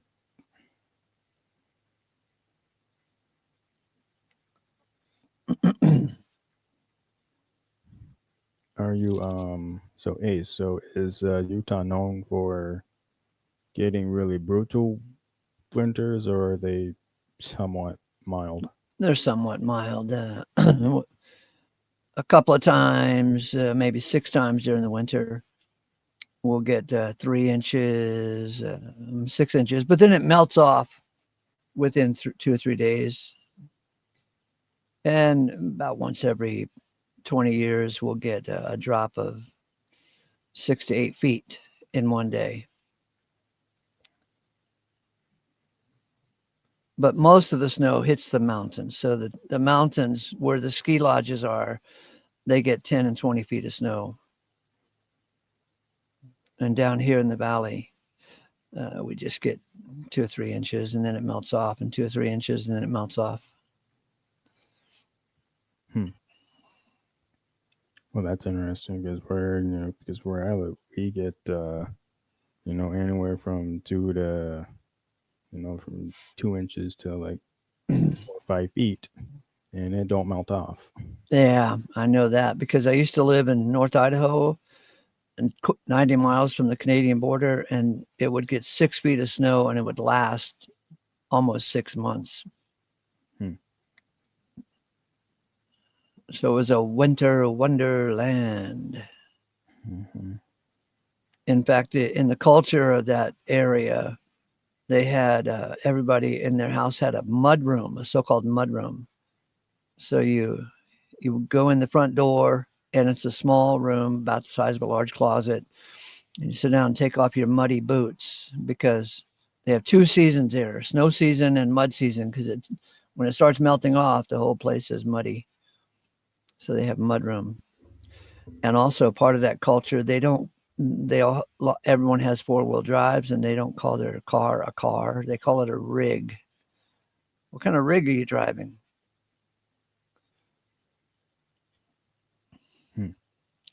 But here in the Salt Lake Valley, it's much more mild than that. And nobody has mudrooms.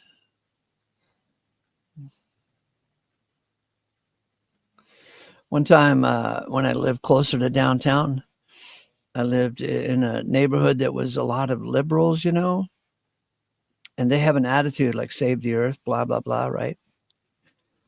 And I would burn stuff in my fireplace. And the liberals, when they were like, I'm not kidding, just not normal liberals. I mean, these guys in my neighborhood were like university professors, and if they were a doctor, they worked at the university hospital extension. So, you know, they were just all plugged into the matrix that way. And if they walked by on their daily constitutional walk around the block and saw smoke coming out of my chimney, they would give me the evil eye. And one time I didn't have any salt to put on the icy sidewalk, you know, and it's just a courtesy that you shovel the sidewalk in front of your house and put down salt to make sure it all melts. So, but I did have a bunch of ashes from the fireplace. So I went out to the sidewalk and sprinkled those ashes all over the sidewalk, and that actually stopped people from slipping on the ice. But I got a bunch of dirty looks, you know, like, what the hell is this? This black stuff all over the sidewalk? Because, you know, if you do anything out of the ordinary with those guys, they look at you with suspicion because they have a tribal mentality and everybody conforms. And the smoke coming out of my chimney was not conforming to their ideas of don't pollute. And then this black soot all over the sidewalk also didn't conform their idea. Oh, one time I shoveled the sidewalk. We had maybe 6 or 10 inches of snow on this day. And instead of shoveling the sidewalk, let me bring up my screen here. I shoveled the sidewalk like this in zigzags. So they would have to follow the zigzag to walk past my house. And then at the end of the sidewalk, I didn't take it all the way to the curb. I diverted into the lawn, you know, and I put up a sign that said warning, dead end, because it was only 10 feet to the end of where I shoveled, right? But it said warning, dead end. I thought that was funny.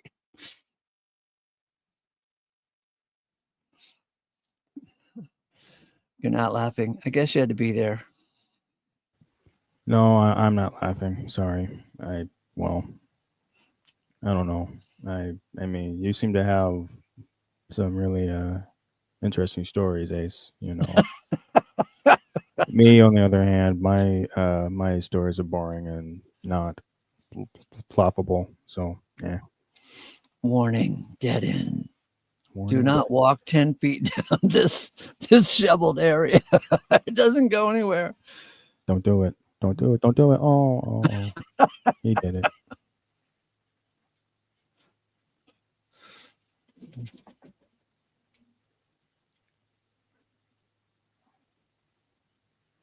So do you remember those books that you showed me? I think they were like on Amazon or something. You know, they were by Richard J. Mayberry. Yes. All those books. Uh-huh. So are there any other books like that I could look into? Sure, but they're not as condensed on the subject. And Mayberry's books are not, I don't think condensed is the right word, but they sum up the ideas so easily that you know, even a teenager could understand it. But any other books I'd recommend to you would be specific to a given topic that would still be within the purview. So let's say the book called Conceived in Liberty by Murray Rothbard. Conceived in Liberty by Murray Rothbard. It's about 1,000 pages, and it's a history of the colonies before they became the United States, or a history of the colonies before the Revolutionary War. fascinating book about, life in the colonies and the politics going on and the backstabbing and the treachery, and it's written from a libertarian viewpoint. Whereas most history books are kind of, the historian who writes the books is pro-government. But Murray Rothbard paints out the story to show that government is always a bunch of damn fools. And let's see, then there's another couple of books by Thomas de Lorenzo that are really worth reading. One on Hamilton, I forgot the title, but two of the books that I would recommend is called The Real Lincoln, and then a second one called Lincoln Unmasked. Those are fun reads. Thomas de Lorenzo is a either an economics professor or I think he's an economics professor at some university. I don't know which, but he's very astute in his study of Lincoln because he despises Lincoln, and there are hundreds, if not thousands, of books that make Lincoln out to be an angel because they're kind of like written by government-approved historians. And so De Lorenzo is what you would call a historical revisionist. And those are fun books to read and to see,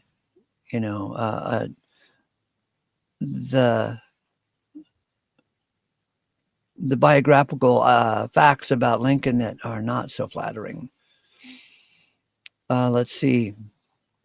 Atlas Shrugged is a really good book to read on these topics because it's a novel. It's a 1,000-page novel on how the world would fall apart if you punish the productive people enough to where the productive people in the world say, screw it, I'm out of here.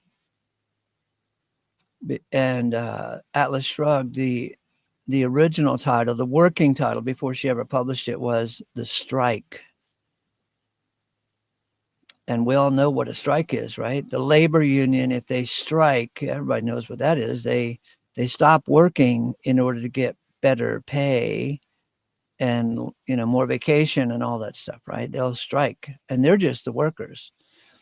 But this novel, Atlas Shrugged, is written from the perspective of what will happen, not when the labor union goes on strike, but when the owners of industry, the talent, the geniuses behind everything, what happens if they go on strike?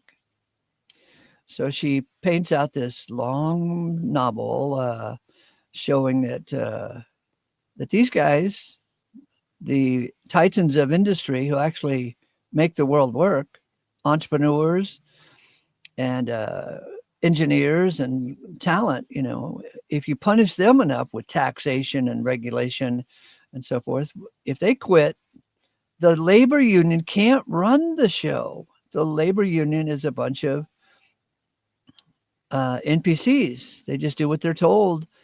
And if you take the engineer away from the company, if he goes on strike, what's everybody else going to do? If there's a problem, because the engineer solves the problem, everybody else just, runs the vacuum cleaner. And it's a fascinating novel. I've read it 3 times. And I have met people who say, in order to keep their sanity, they have to read it once a year.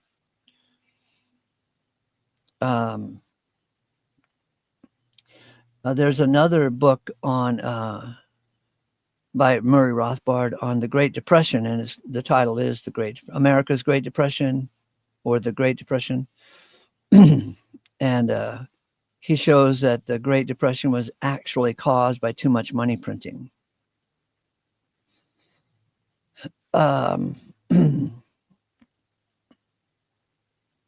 Let's see.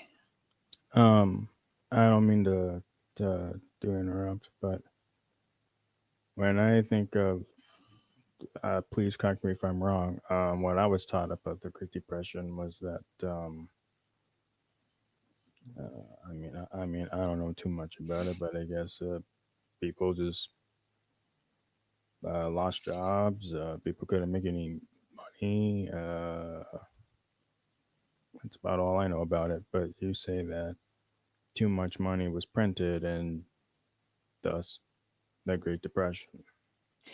Yeah, you see, people did lose jobs during the 1930s all the way into the 40s. But this book by Murray Rothbard examines why they lost their jobs. Because, there's everything has a cause, right?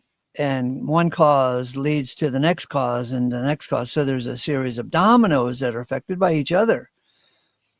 And so it turns out that if you print up too much money, well, then there's more money available,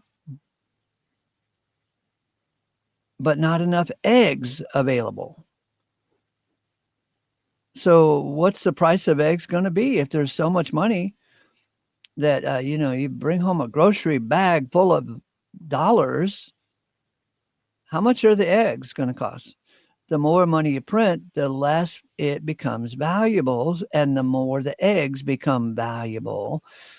And so it causes too much money printing causes a weird dynamic in the whole economy. And one of the things that happens is that when you print up too much money, you create businesses that shouldn't exist. And you create economic dynamics that shouldn't exist.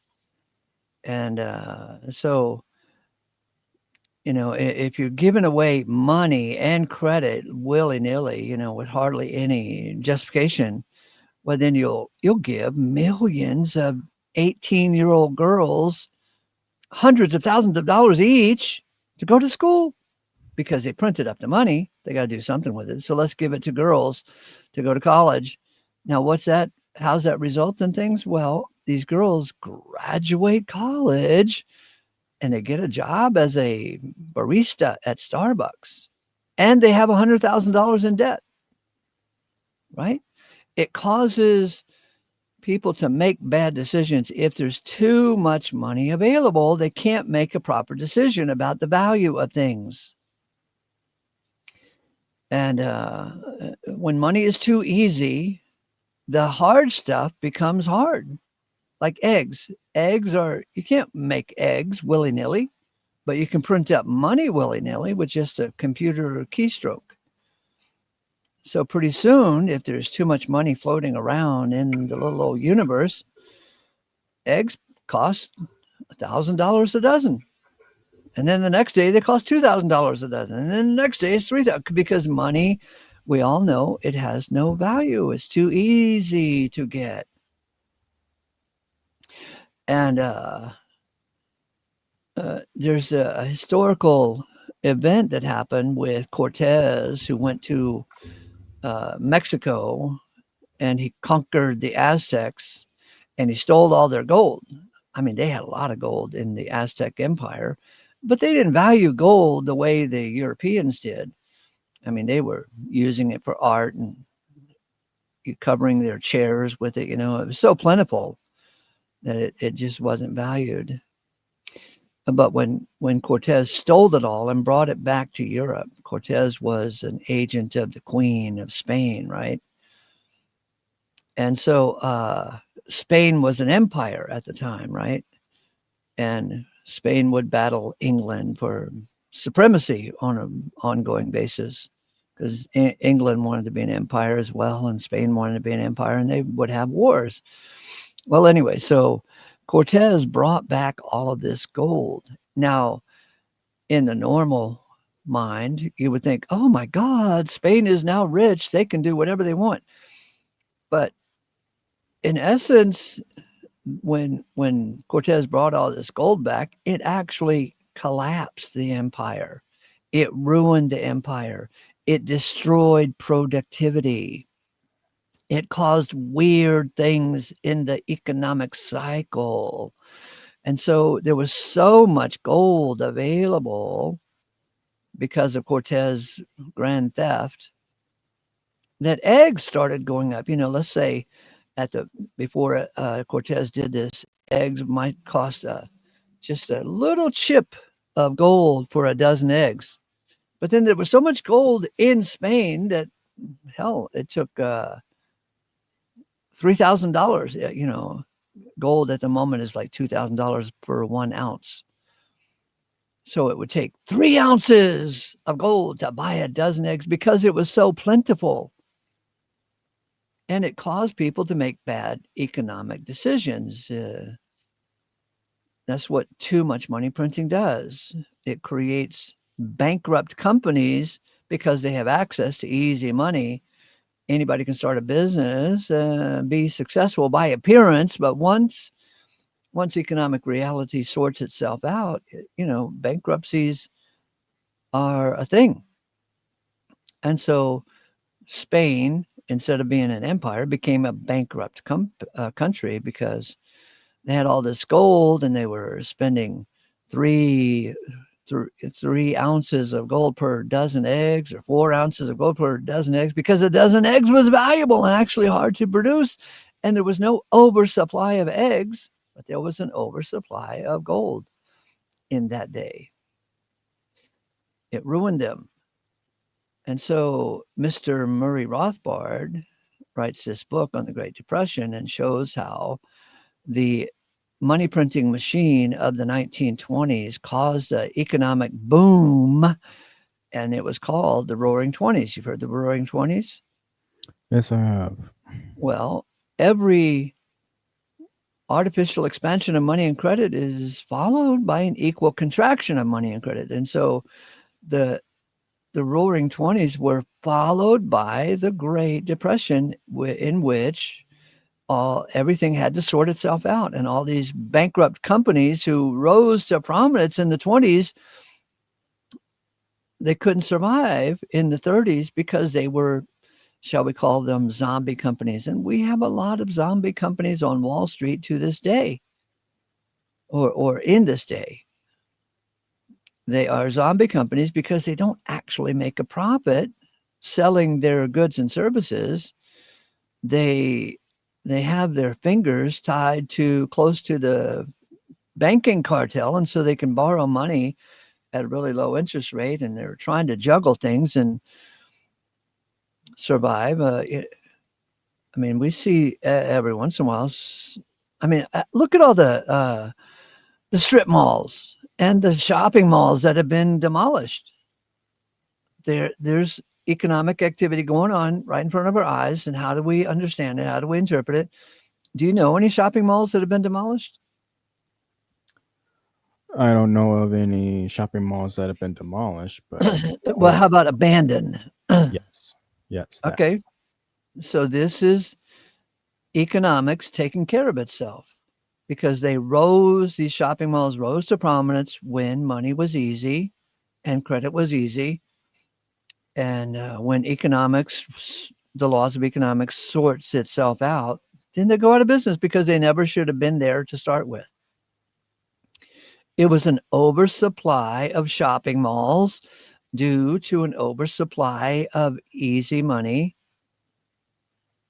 And so it was the guys who put up the shopping malls couldn't see the future, that their easy money would turn hard to get. And so when it did turn hard to get, well, the shopping mall had to go out of business. So easy money causes people to make bad economic decisions.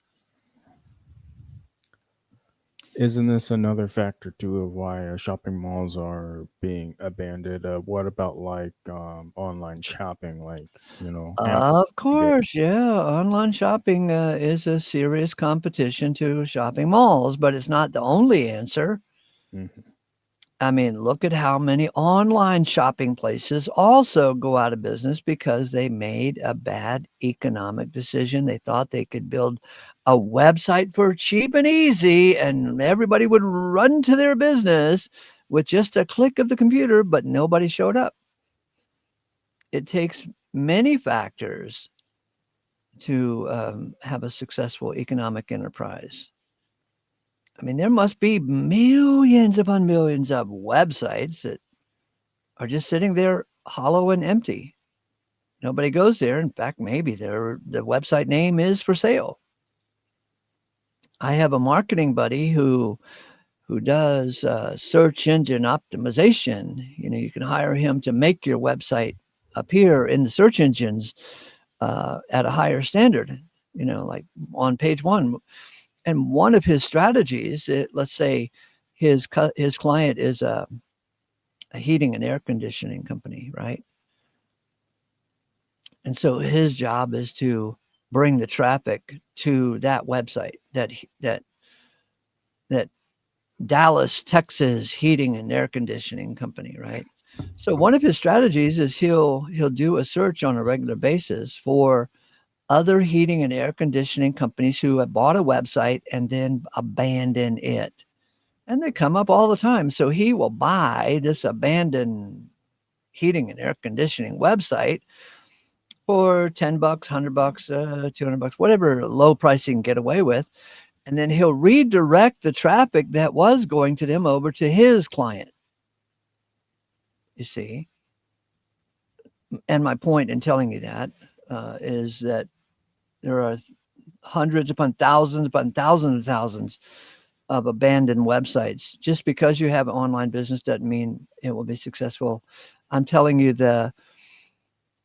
the economy is soured by easy money. And there will be hell to pay if there's too much easy money. And there is such a thing as the boom and bust cycle. And so Richard Maybury's books will give you the quick broad brush stroke of how these things work. And if you want the most in-depth book about how these things work, there's a book by Ludwig von Mises called Human Action. It's over 1,000 pages, and it's wonderful and technical. And Ludwig von Mises is the guy I got the phrase from, who said, every artificial expansion of money and credit is always followed by an equal contraction of money and credit.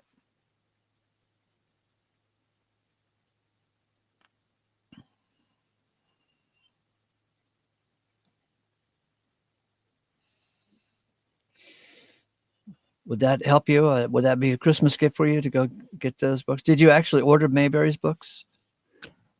Well, right now they're sitting in my Amazon cart. I haven't ordered them yet, but I'll get them eventually. Eventually.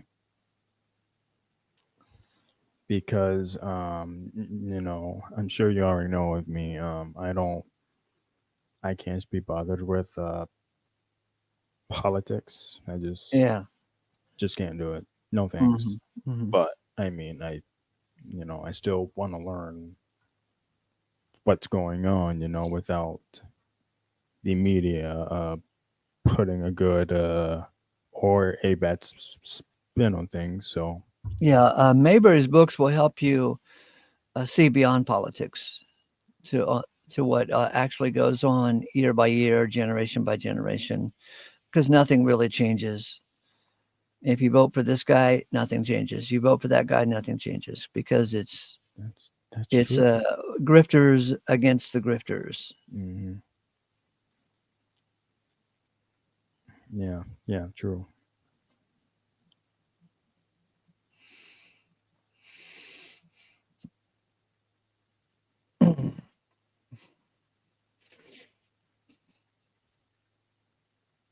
And then here's another book that I'm actually thinking of getting to. I know the title, but I just can't get the author. Pagan Christianity. The author is Frank Viola. Frank Viola. Okay. I will try to remember that.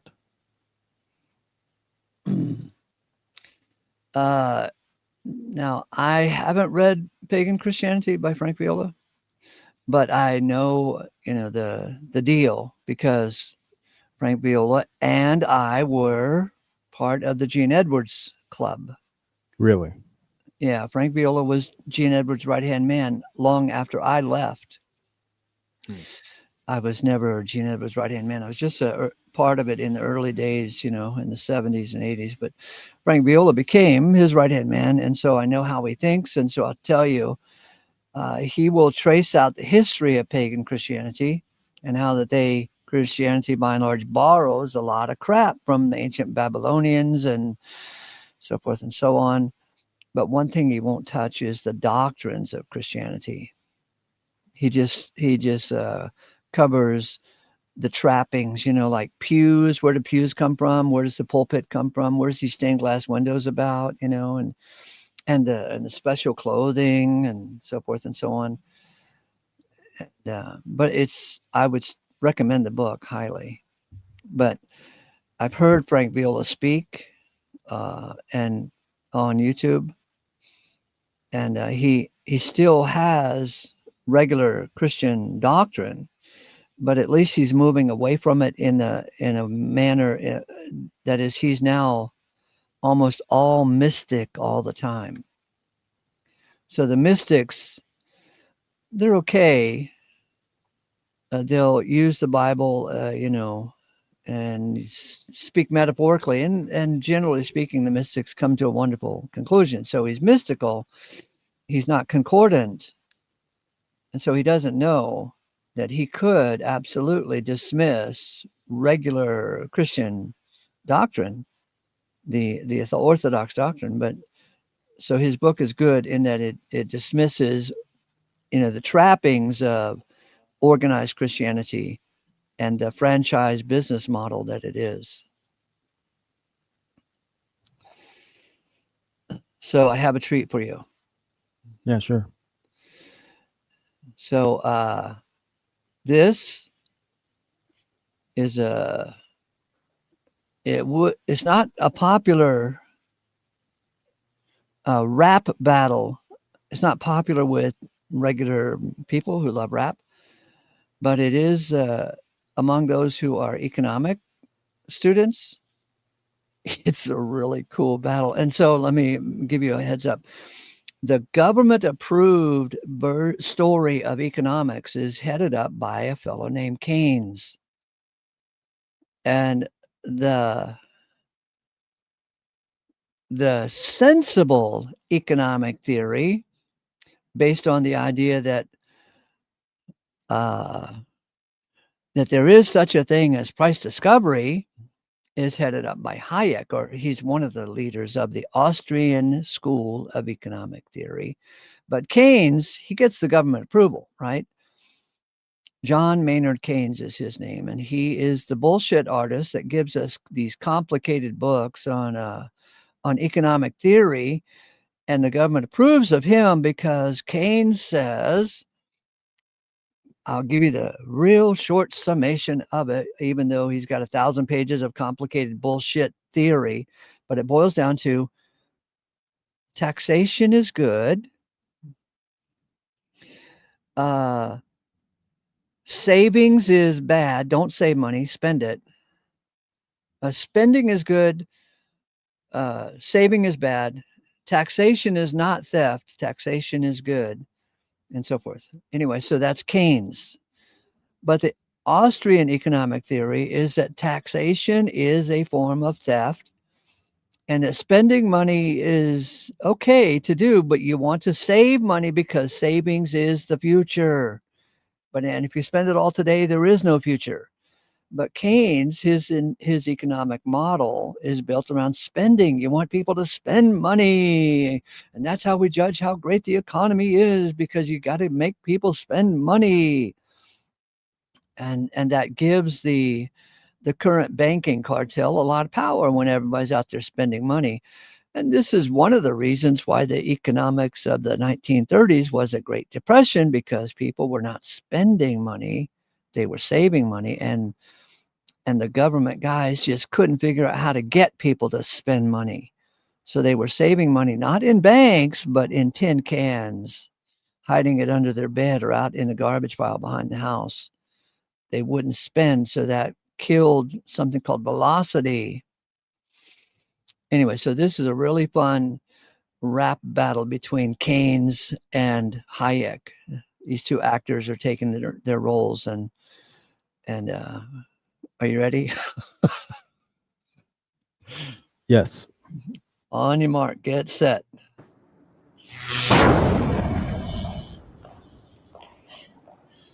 Lord Keynes, welcome, sir. It's a pleasure. The pleasure's all mine. Your agenda. That won't be necessary. I am the agenda. Tell them I've arrived. And then tell them I've arrived. And your name is?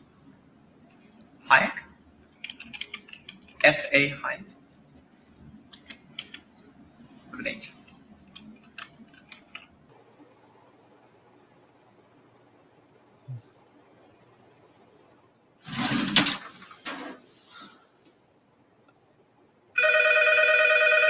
Did you see that?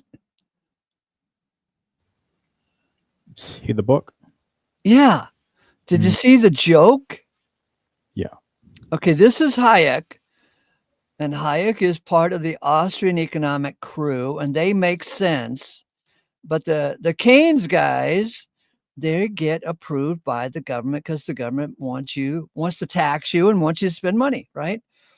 And so he goes into the hotel room, and in a normal, in a normal world, you look in the drawer and there's a Gideon Bible there, right?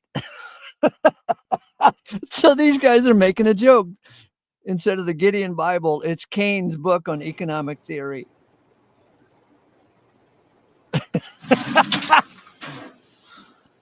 General economic theory.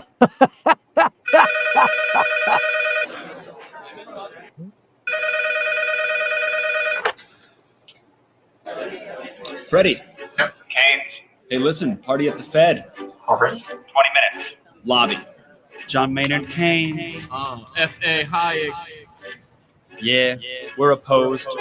We oppose each other philosophically. In the same studio. We've been going back and forth for a century. I want to steer markets. I want them set free. There's a boom and bust cycle and good reason to fear it. Play low interest rates. No, it's the animal spirits. John Maynard Keynes wrote the book on modern macro. The man you need when the economy's off track.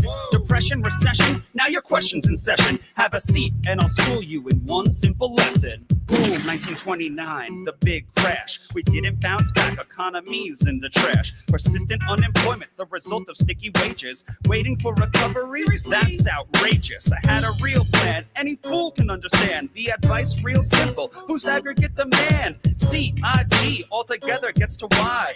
Keep that total growing, watch the economy fly. We've been going back and forth for a century. I want to steer markets. I want them set free. There's a boom and bust cycle and good reason to fear it. Play low interest No, rates. it's the animal spirit. You see, it's all about spending. Hear the register cha-ching. Circular flow, the dough is everything. So if that flow is getting low, doesn't matter the reason. We need more government spending. Now it's stimulus season, so forget about saving. Get it straight out of your head. Like I said, in the long run, we're all dead. Savings is destruction, that's the paradox of thrift. Don't keep money in your pocket or that growth will never lift. Because business is driven by the animal spirits, the bull and the bear, and there's reasons to fear its effects on capital investment, income, and growth. That's why the state should fill the gap with stimulus, both the monetary and the fiscal. They're equally correct. Public works, digging ditches, war has the same effect. Even a broken window helps the glass man have some wealth. The multiplier driving higher the economy's health. And if the central bank's interest rate policy tanks, a liquidity trap, that new money stuck in the banks. Deficits could be the cure you've been looking for. Let the spending soar now that you know the score.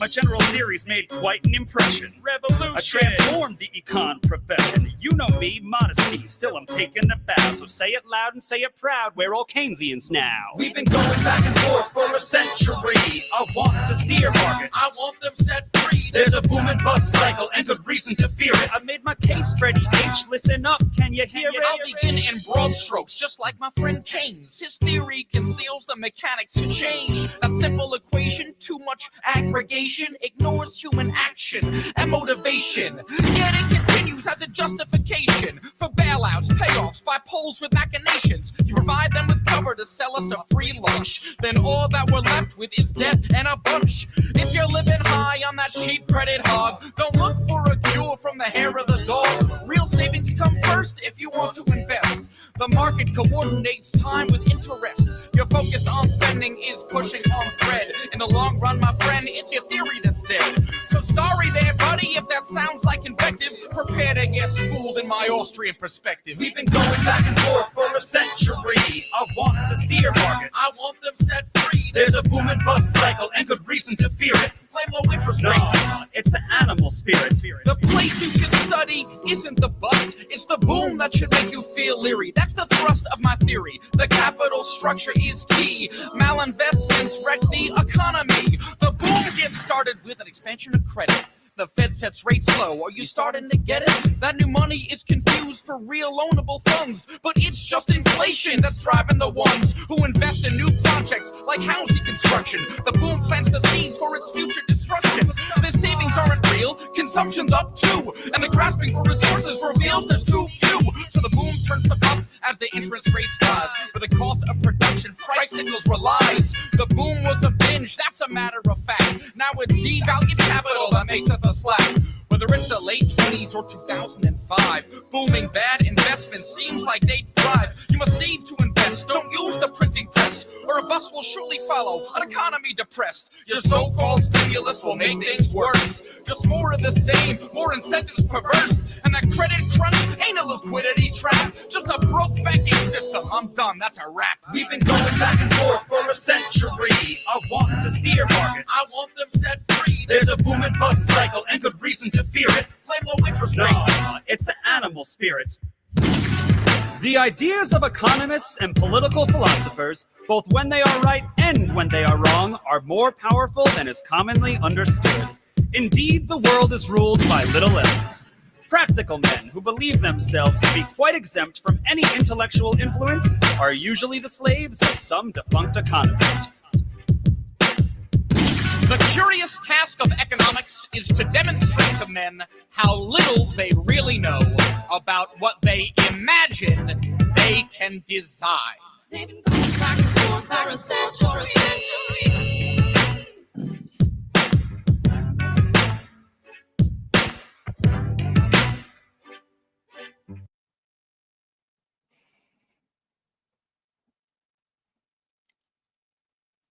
You get it? I think I heard of way better rap songs than that, but it's Say what? I think I've heard of better rap songs than that, but hey, Not on this topic. no. Okay, so let me sum it up for you. As I said earlier,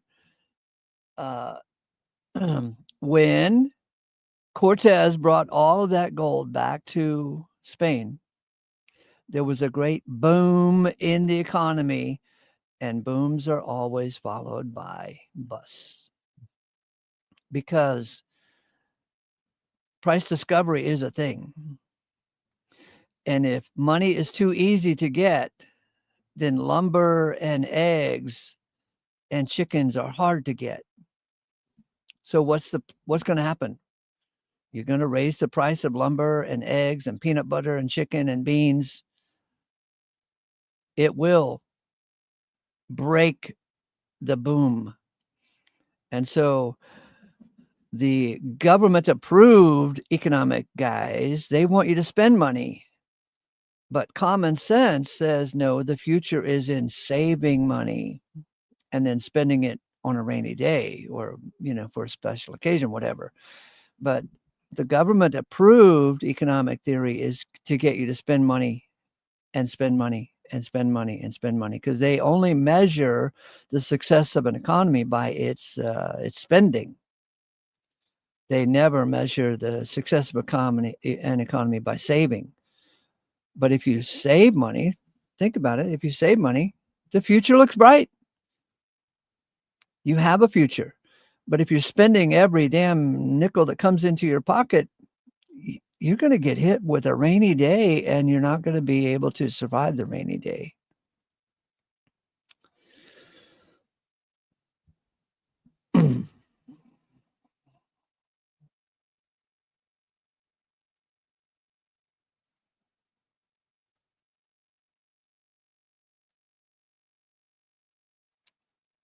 I haven't seen this one.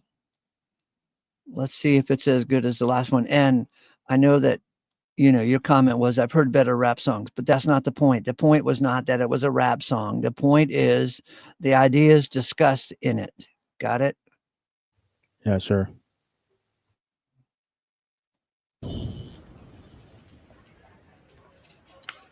Lord Keynes, wow, it's such an honor. Indeed, sir. Please just go right on through.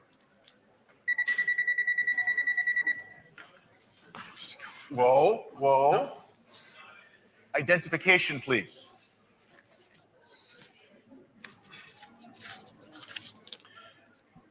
Hayek. Nope. Hayek. Like high explosives. High explosives. Yeah. We have a 1066 HQ. I repeat, we have a 1066. Copy that, Mike. What is a 1066? That was just an example of how to pronounce it.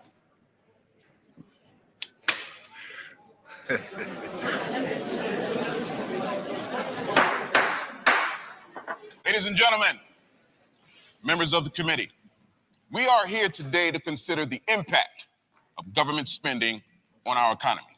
We're fortunate to have two world-renowned economists to offer their testimony on the matter. Oh, I see you took a detour down the road to serfdom. Talk about the end of laissez-faire. Well, shake it off, Freddie. I'm not pulling any punches in there. I'm ready. Are you? Prepare for the return of the master.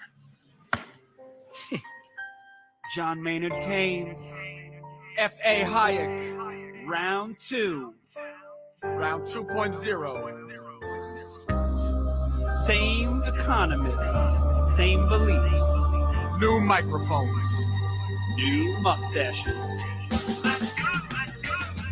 Here we are, peace out, Great Recession. Thanks to me, as you see, we're not in a depression. Recovery, destiny, if you follow my lesson. Lord Keynes, here I come, line up for the procession. We brought out the shovels and we're still in a ditch and still digging. Don't you think it's time for a switch from that hair of the dog? Friend, the party is over. The long run is here. It's time to get sober. Are you kidding? My cure works perfectly fine. Have a look, the Great Recession ended back in 2009. I deserve credit, things would have been worse. All the estimates prove it, I'll quote chapter and verse. Econometricians, they're ever so biased. Are they doing real science or confirming their bias? Their Keynesian models are tidy and neat, but that top-down approach is a fatal conceit.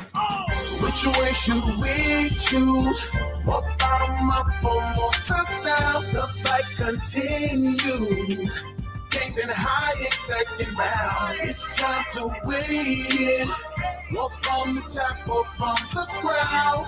Let's listen to the great say Keynes and Hayek throwing down. We could have done better had we only spent more. Too bad that only happens when there's a world war. You can carp all you want about stats and regression. Do you deny World War II cut short the depression? Wow, one data point and you're jumping for joy. The last time I checked, wars only destroy. There was no multiplier. Consumption just shrank as we used scarce resources for every new tank. Pretty perverse to call that prosperity.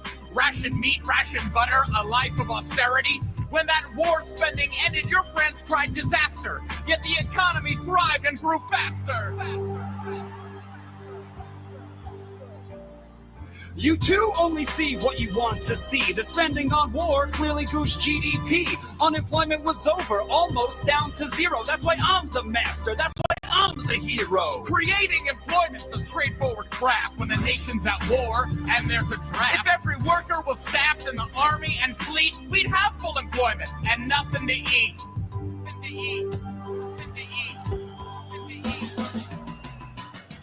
Which way should we choose? More bottom up or more top down? The fight continues. Keynes and Hayek second round. It's time to win. Or from the top or from the crowd.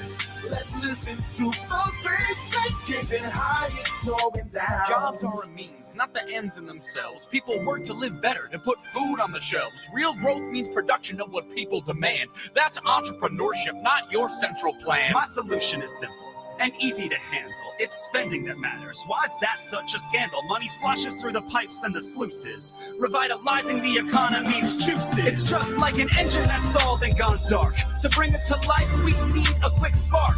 Spending's the lifeblood that gets the flow going. Where it goes doesn't matter. Just get spending flow. You see slack in some sectors as a general glut, but some sectors are healthy, only some in a rut.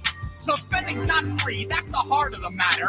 Too much is wasted as cronies get fatter. The economy's not a car, there's no engine to stall. No expert can fix it, there's no it at all. The economy's us, we don't need a mechanic. Put away the wrenches, the economy's organic. Which way should we choose? Or bottom up or more top down? The fight continues. Gazing high, it's second round. It's time to weigh in. Or from the top or from the ground. Let's listen to the great changing high, it's going So down. what would you do to help those unemployed? This is the question you seem to avoid. When we're in a mess, would you have us just wait, doing nothing until markets equilibrate? I don't want to do nothing, there's plenty to do. The question I ponder is who plans for whom? Do I plan for myself or leave it to you? I want plans by the many, not by the few. Let's not repeat what created our troubles. I want real growth, not a series of bubbles. Stop bailing out losers, let prices work. If we don't try to steer them, they won't go berserk. Come on, are you kidding? Don't Wall Street gyrations challenge a worldview of self-regulation? Even you must admit that the lesson we've learned is more oversight's needed or else we'll get burned. Oversight? The government's long been in bed with those Wall Street execs and the firms that they bled. Capitalism's about profit and loss. You bail at the losers, there's no end to the cost. The lesson I've learned is how little we know. The world is complex, not some circular flow. The economy's not a class you can master in college. To think otherwise is the pretense of knowledge.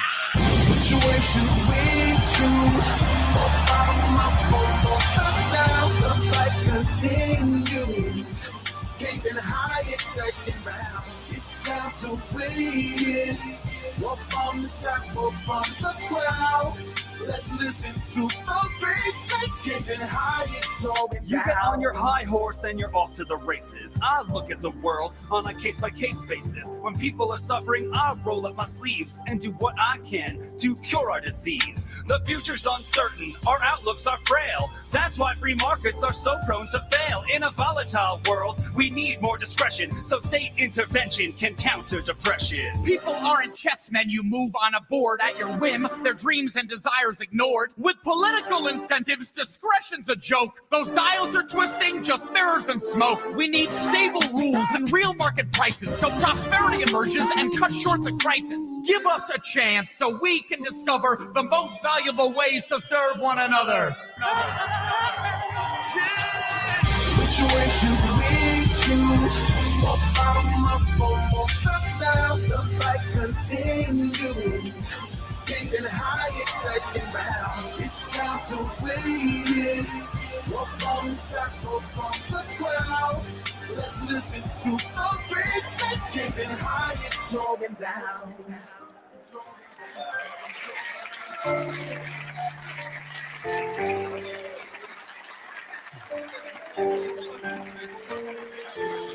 Which way should we choose? More bottom up or more top down? The fight continues. Gazing high, it's second round. It's time to weigh in. More from the top or from the ground. Let's listen to the great sight, changing high, it's going down.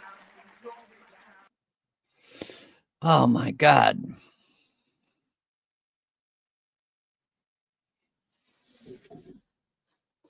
Is it becoming more clear to you, Sven?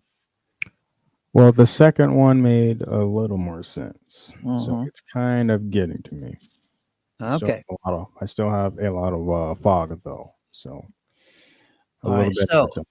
So let me sum it up again or rearrange the thoughts. Okay. So there's this thing called price discovery. Those two words are simple enough to understand, right? Price discovery. Price discovery. Yeah. It turns out that price discovery is the greatest computer ever invented in the world. And price discovery actually gives us a bright and happy future. And the opposite of price discovery is when prices are controlled. Price control issued by the government causes poverty and starvation. Okay. In every case where price control has been implemented, it causes innumerable problems. Okay, so let me give you some examples. Talk again. I can hear you. What do you want? Bugs. You're messing with me. What? I can't hear anything. All right, you can't hear anything, but I can hear you. I can hear you now. Okay, good. Okay, so price discovery is a thing, Sven, and price control is a thing. And it turns out that price control actually ruins everything that it pretends to help. And so in many major cities across the country, from New York to Seattle, Portland, Oregon, whatever, these brilliant geniuses come up with a large section of real estate that they pass a law that says there will now be price controls on rent control areas, right? So you can't have price discovery in those areas because the rent is controlled. We need to help the poor. So the landlord cannot raise the rents without getting our permission. And we're not going to give you permission to raise the rents for 7 years or whatever they come up with, right? But in every case where rent controls are instituted, it's easy to predict because it always happens. The first thing that happens with rent controls is the guys who own the property, many of them will say, oh, hell no. And they sell off their rental apartments and turn them into condos.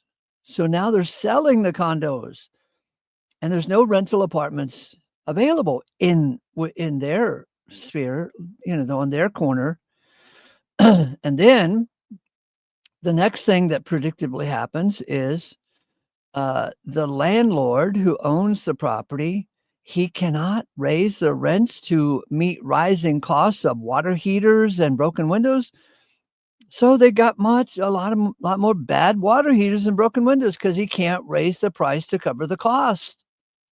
So the place turns into a disaster. And then the third thing that predictably happens in rent control areas is some doctor or a lawyer or a famous movie star will bribe the landlord with a quick $100,000 under the table, and he'll get in the rent controlled area and pay $200 a month rent for the rest of his life. And it happens. All three of those things happens with every damn rent control area. So price controls create poverty and famine and shortages. They create shortages. And back in the 1970s, our brilliant leader, Richard Nixon, instituted price controls. And one of the places I saw it, even though I was barely out of my teens, was in gas lines everywhere. And I'm sure you can do a search on YouTube for 1970s gas lines. We had to get in lines, long lines, 3, 4, 7, 10 blocks long, and we could only buy gas on every odd day. Or if your license plate number was an odd number, then you could buy gas on that day. Or if an even number, then you had to buy gas on the next day. And so the price controls caused a gas shortage. And if there are price controls in any industry, it fucks things up, and you can't have a smooth running economy, because a smooth running economy is created by something called price discovery. And if you're not allowed to have price discovery, you end up with shortages and confusion. And, there's some stories that came out of Soviet Union, Russia, when they were all communists all the time. They did not allow price discovery. Some fat ass bureaucrats told everybody what they were going to do and when they were going to do it. And so they might tell a shoe manufacturing company, you will make 10,000 shoes this year. Well, price discovery helps the owner of the shoe company decide what he's going to make. If he gets the feeling that, the population has died off a little, he might make less shoes. But now he's got a government law that says you must make 10,000 shoes. Or if there's a rise in population, and only he would really care to know about it, because the fat ass bureaucrat, he doesn't know, he doesn't follow, he doesn't have all the information, right? He's got too much bureaucratic bullshit to do. And so there's a shortage of shoes because this guy only made 10,000 shoes. Well, but that's all he said. The government bureaucrat said, make 10,000 pair of shoes. And there was no added information because the bureaucrat doesn't know everything about shoemaking.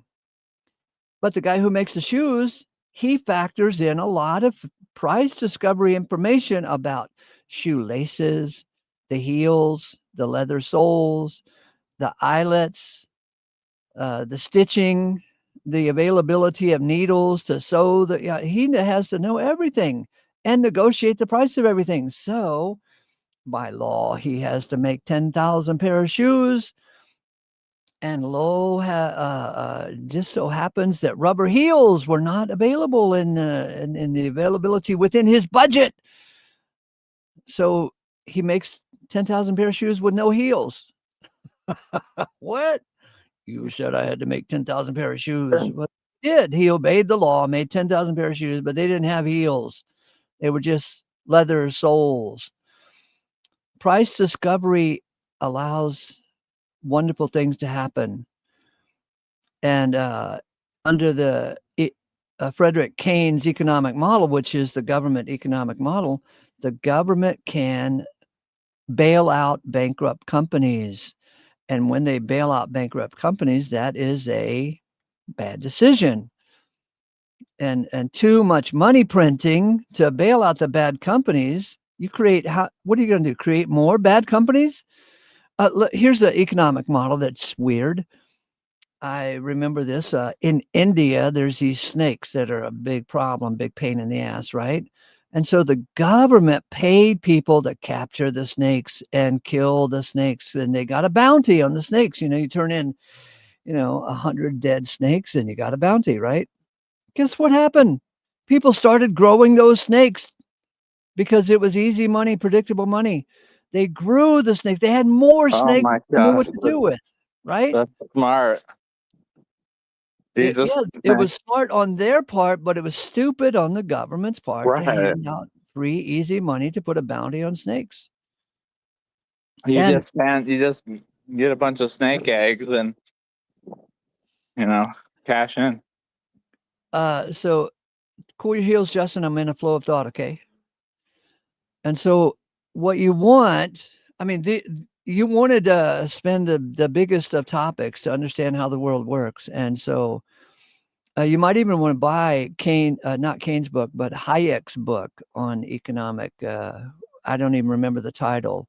I think the title has something to do with serfdom, the rise of serfdom. Do you know what serfdom means? I do not. It's an old-fashioned phrase. It means we're all slaves.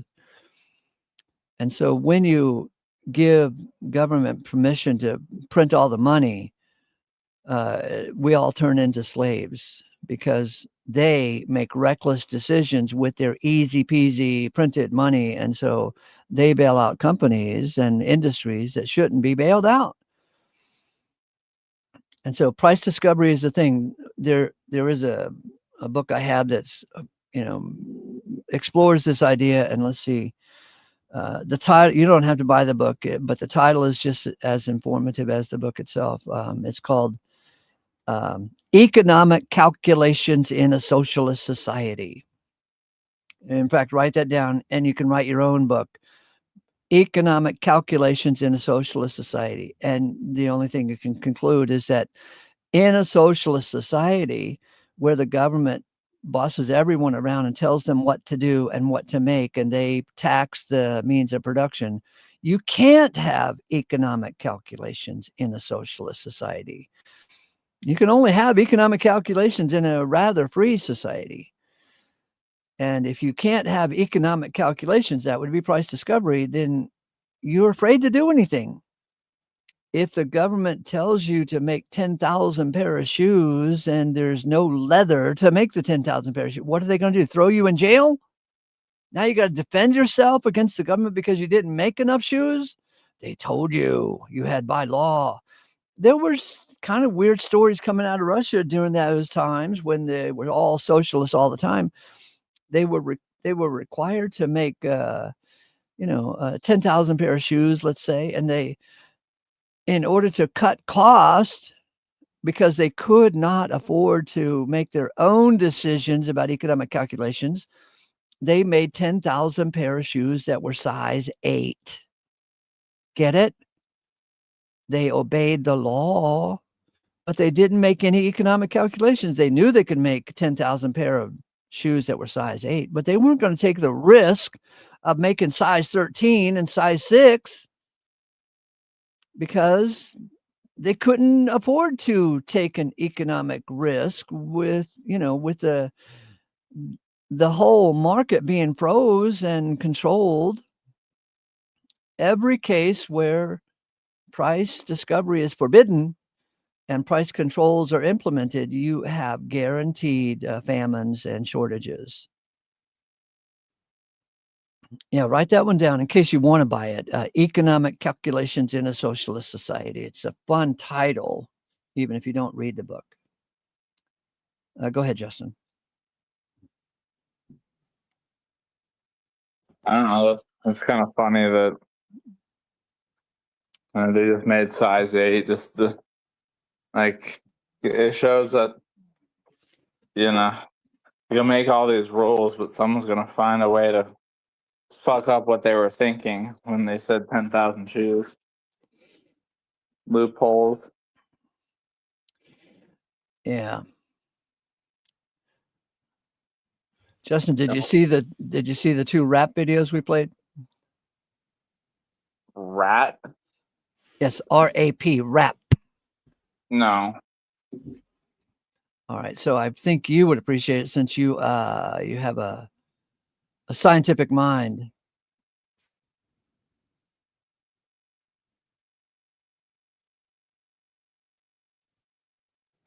Sven, do you get it? Everybody knows Keynes. Get it?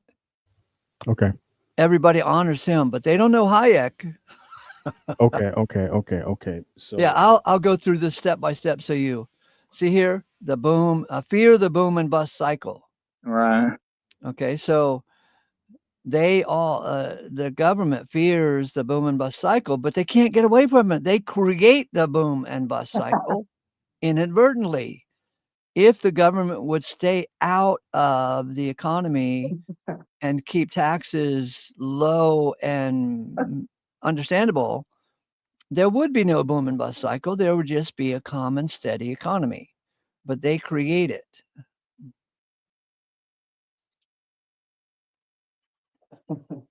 Okay, all right. So if I'm following you, so everybody is on board with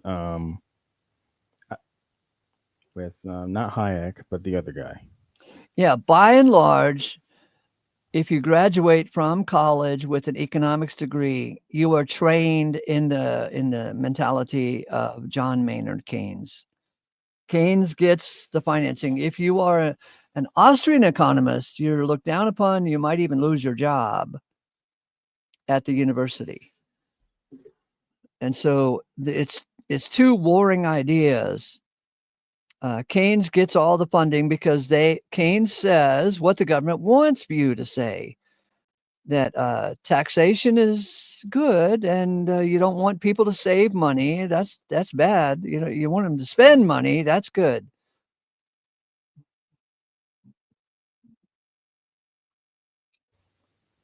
Okay. It's kind of making a bit more Get it? sense. Yeah. Keynes So, is the agenda. We must preach Keynes at the college level and in all of our economic classes. I am the agenda. okay. So everybody is on board with Keynes, but nobody sees Hayek. Like Well, they you won't know, even- that's broadly true. But obviously, the very fact that they made this rap video, somebody out there understands the argument. Okay. But by and large, the vast majority of economics professors at universities are Keynesians, and by and large, everybody who advises the government are Keynesian economics guys. They don't want to hear from Hayek and his brand of thinking, because Hayek's brand of thinking tells the government, stop spending money. Not, they want everybody to spend money, and they want the government to spend money. But under Hayek's ideas, saving money is the good thing. But government can't exist unless it spends money. In fact, I have a friend whose father was a government employee in Boston, and he arranged things to save the Boston government some $10,000, $50,000, $100,000, and he got punished because the Boston government wants to spend money, because if they don't spend the money this year, they can't appeal for a higher budget next year. So he was kind of fired. They didn't technically fire him. They put him down in the basement in a dark, office. They punished him for saving hundreds of thousands of dollars to the Boston government. They love spending.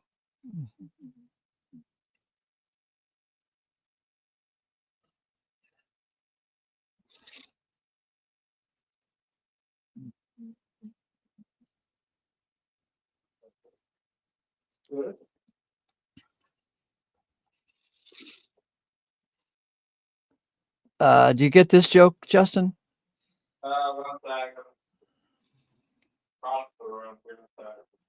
Move further away from the mic. I can still hear you. I said I'm across the room. Give me a sec because I'm taking double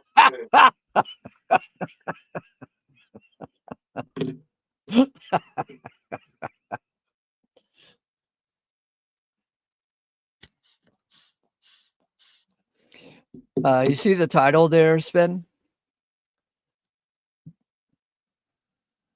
Hold on.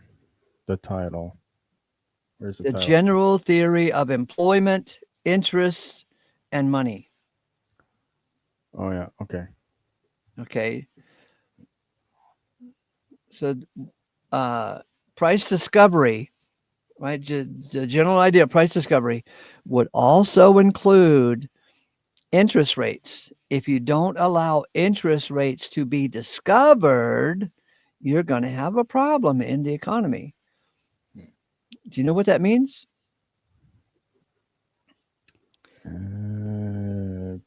Still a little foggy, but All right. In our world today, the world is run by the central banks. And the central banks invent interest rates out of their ass. There's no price discovery about the matter. Wait a minute. I didn't even bring it up.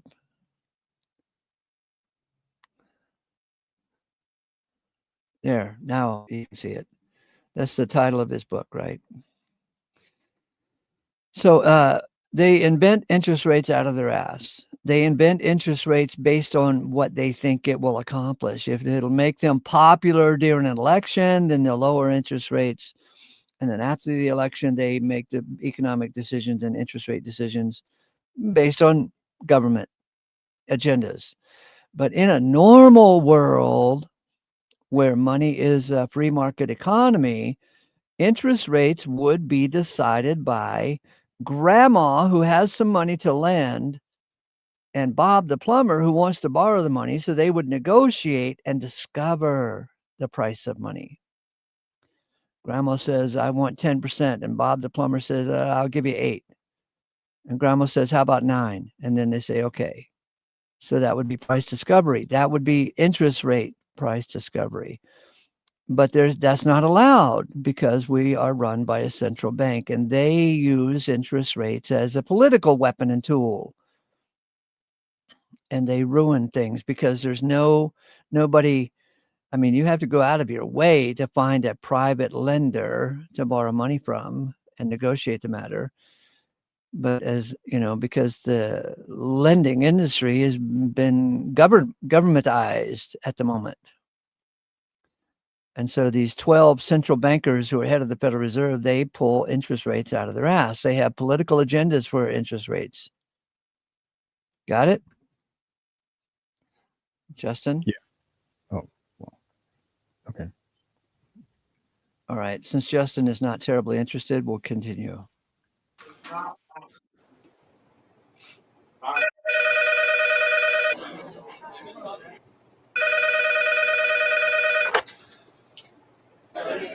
Freddie. Yep. Hey, listen, party at the Fed. Already? 20 minutes. Lobby. John Maynard Keynes. F.A. Hayek. Yeah, we're opposed. We oppose each other philosophically. In the same studio. We've been going back and forth for a century. I want to steer markets. I want them set free. There's a Okay, do you get that, Sven? The Keynesians want to steer markets. They want to, guide them this way. But Hayek wants free markets. Keep your mic on so I can hear you. Yeah, sure. Okay. the boom and bust cycle and good reason to fear it. Blame low interest rates. It's the So Hayek says blame low interest rates for the boom and bust cycle. And Keynes, oh my God, he's a vain prater. Look at what he says. What is to blame for the boom and bust cycle? There's a boom and bust cycle and good reason to fear it. Blame low interest rates. It's the animal spirits. John. This is literally what Keynes said, that the boom and bust cycle is due to animal spirits. Do you get it? He is full of shit. Who the hell knows what an animal spirit is? And if you plumb the depths of Keynes, he's saying, oh, it's because people are animals. They're out of control. We can't control them. It's the animal spirit that causes the boom and bust cycle. But Hayek says, no, it's low interest rates that cause the boom and bust cycle. And Keynes's book is just full of bullshit that doesn't make any logical sense, but it sounds lofty, like he's got a big brain. Maynard Keynes wrote the book on modern macro, the man you need when the economy's off track.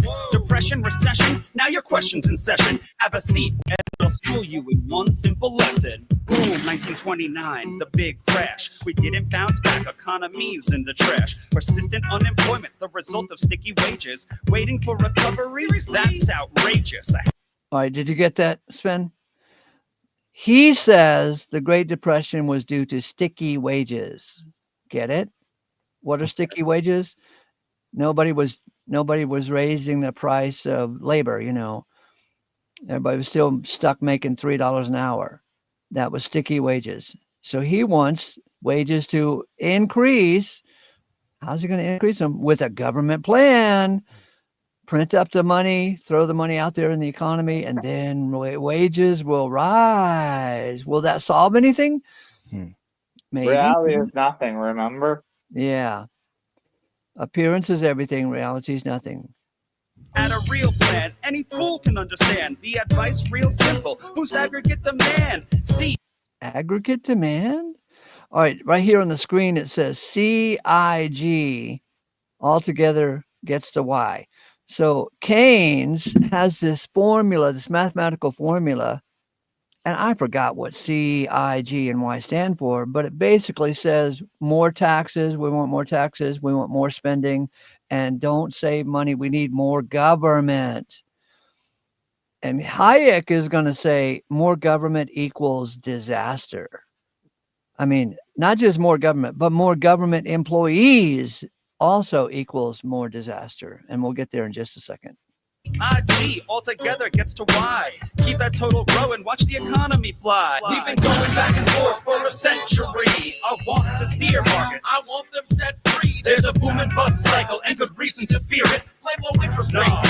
It's the animal animal spirit. You see, it's all about spending. Hear the register cha-ching. Circular flow, the dough is everything. So if that See, according to Keynes, spending is the thing. Get people spending money, get the government spending money, and everything will be happy, happy, happy. But Hayek and the Austrian economists say, screw the economy. Stop trying to manipulate the economy. Let people save money and spend it when they want to spend money. And if that's on a rainy day, fine. If that's for pleasure, fine. Whatever. It's their money. Let them spend it and stop stealing it and stop forcing them to spend money. flow is getting low, doesn't matter the reason. We need more government spending. Now it's stimulus season. Get it? We need more government spending. Now, how much government spending can an economy hold? So let's break it down to a real simple analogy. Let's say you have a city with 10 people in it. Yep. And one guy's a plumber, one guy's a baker, one guy's a shoemaker, and then one guy's a dressmaker, and then one guy's a window repairman. Okay, and then the next 5 guys are all government employees. A dog catcher, a mayor, it doesn't matter. They're all government employees. So that's 5 people paying the taxes to support the 5 government employees, right? Now, what if the government decides they need 1 more government employee? Now you got 6 government employees and 4 people paying the government employees. Let's say they want another one. So now you got 7 government employees. How many goddamn government employees can you have before everything falls apart? Because the economy can't be taxed anymore. There's nobody to tax. Everybody works for the government. That's funny as fuck. What if everyone was just a government employee? Right. There would be no productivity in society. And so Keynes wants more government spending. And we can say, or I can say, Keynes is full of shit. He's kind of like the Christians. He hasn't thought these things out yet. So forget about saving. Get it straight out of your head. Like I said, in the long run, we're all dead. In the long run, we're all dead. That's exactly what Keynes has said in defense of his bullshit economic theories. Hayek says, we're living, we got to manage this life. And Keynes says, in the long run, we're all dead. He won't even address the insanity of his economic theories. Hey, that's kind of wait. That's kind of like JP. And God is the beginning and the end, but not the middle. Right. Cha-ching. Circular flow, the dough is everything. So if that flow is getting low, doesn't matter the reason. We need more government spending. Now it's stimulus season. So forget about saving. Get it straight out of your head. Like I said, in the long run, we're all dead. Man, that is so fun that these guys brought in Keynes' actual words into this rap song. He actually said, in the long run, we're all dead. In other words, it was his excuse not to answer the question. Savings is destruction. That's the paradox of thrift. Don't keep Savings is destruction? That's such bullshit. The paradox of thrift. Savings is the future, jackass. money in your pocket or that growth will never live, because business is driven by the animal spirits, the bull and the bear, and there's reasons to fear its effects on capital investment, income, and growth. That's why the state should fill the gap with stimulus, both the monetary and the fiscal. They're equally correct. Public works, digging ditches, war has the same effect. Even a broke. Get it? Public spending is the thing. You want people to dig ditches. Even if you don't need the ditches, just pay the government to hire some people to dig ditches. When he said animal spirits, he might be talking about, the idea of like bearish and bullish. Yes, that's like he wants a swingy, kind of like, yeah. Fiscal. They're equally correct. Public works, digging ditches, war has the same effect. Even a broken window helps the glass man have some wealth to multiply. All right, so that's a clever thing that they brought into the rap. The broken window theory. There's this old thing you can find. You can do a search for it. It's just a short little essay called The Broken Window Fallacy. And most people are deceived by the broken window fallacy. So let's say a kid throws a rock. You got a tailor shop, and a kid throws a rock through the window and breaks the window. and now you got to spend $300 to replace the window. And the broken window fallacy is that this actually is good for the economy because now you got to spend money. See, Keynes says spend money. Now you got to spend money to get a new window. So it really helps out the window replacement guy.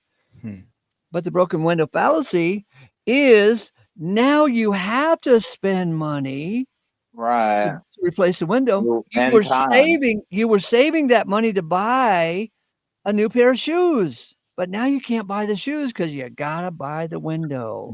Okay. Well, yeah, not only that, but you're wasting someone's time, and energy is just being spent. Right. So the broken window fallacy is a very old economic argument, and you can find it online. It's not a very long read, but it makes a lot of sense.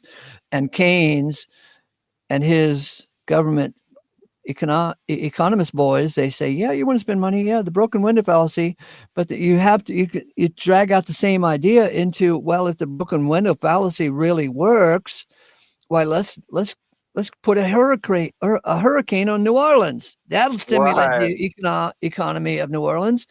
And New Orleans had a terrible hurricane 20 years ago, and they still haven't recovered. Yeah, if that's how it works, why don't the window repairsmen just go throw rocks at people's windows and expect them to pay? Okay, here we go. Fire driving higher the economy's health. And if the central bank's interest rate policy tanks, a liquidity trap, that new money stuck in the banks. Deficits could be the cure you've been looking for. Let the spending soar now that you know the score.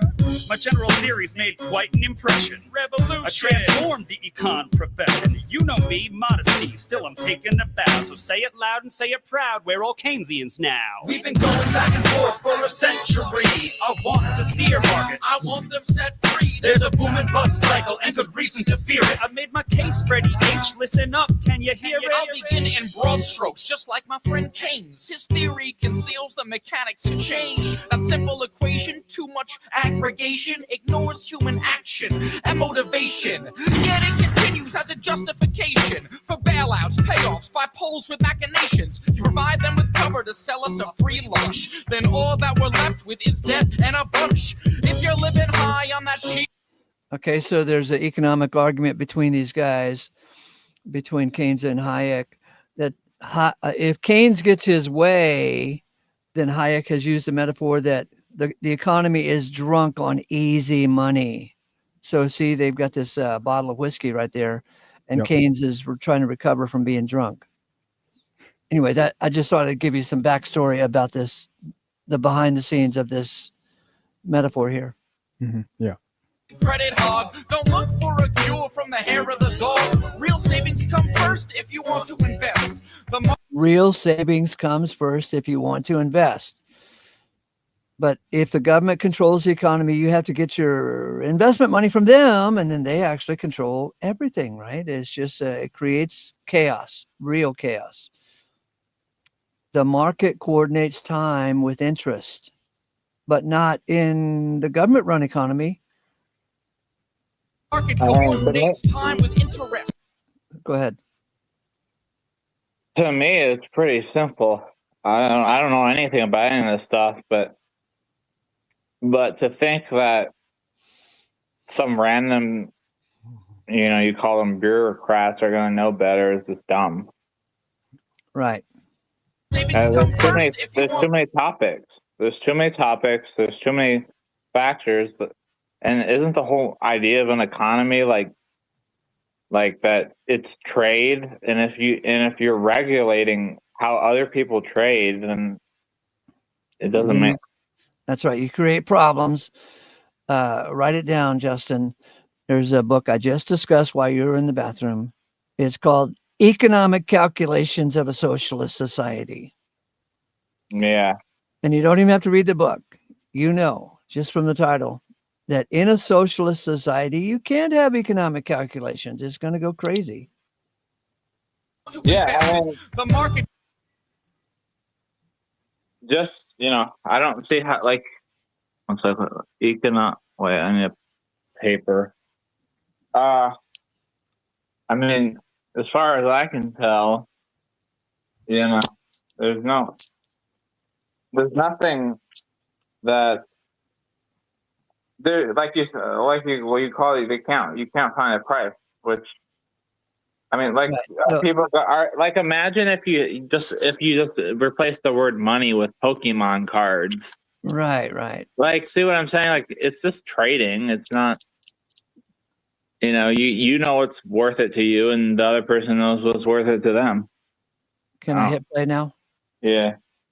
Coordinates time with interest. Your focus on spending is pushing on thread. In the long run, my friend, it's your theory that's dead. So sorry there, buddy, if that sounds like invective. Prepare to get schooled in my Austrian perspective. We've been going back and forth for a century. I want to steer markets. I want them set free. There's a boom and bust cycle and good reason to fear it. Blame low interest rates.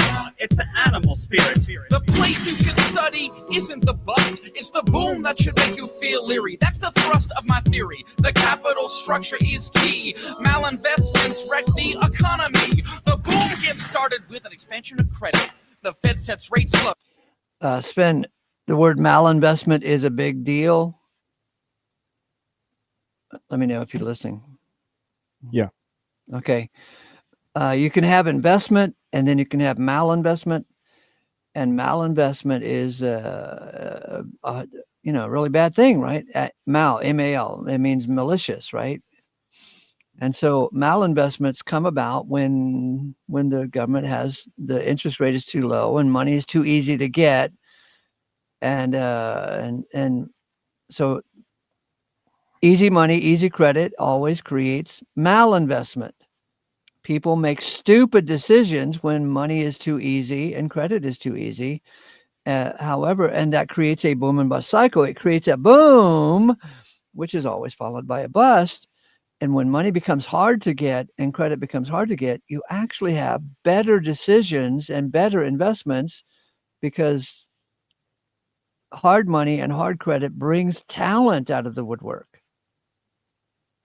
But easy money and easy credit brings trailer trash out of the woodwork to start businesses. Did you ever see The Big Short, The Big Short?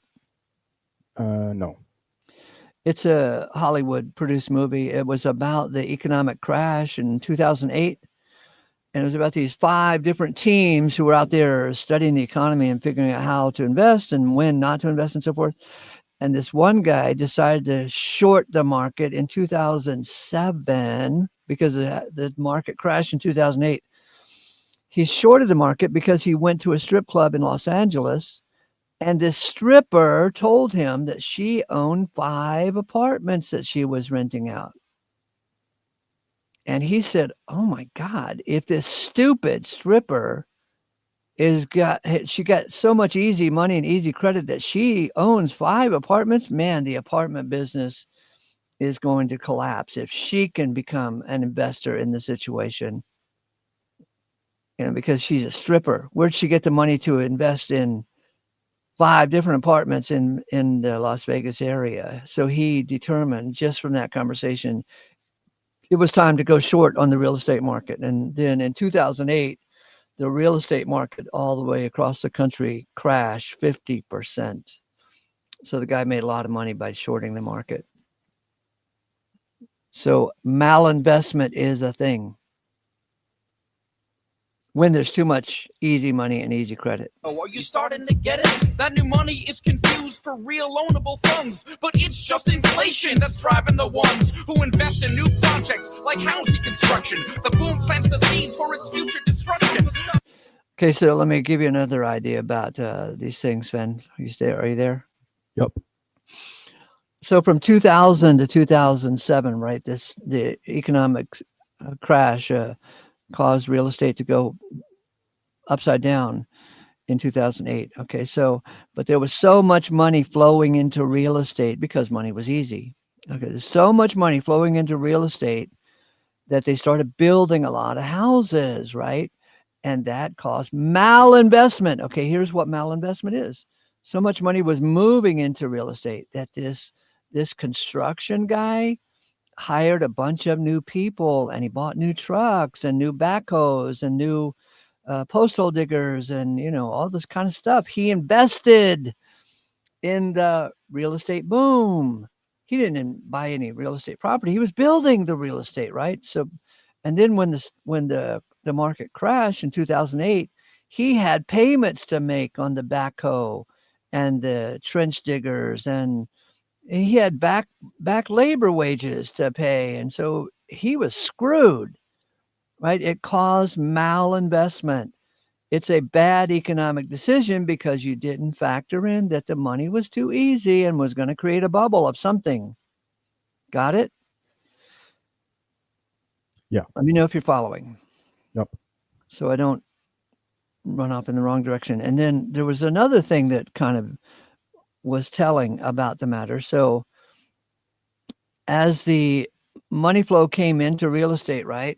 So you had this neighborhood where in Los Angeles, let's say, and a bunch of Mexicans lived there, and they were all plumbers and auto mechanics, right?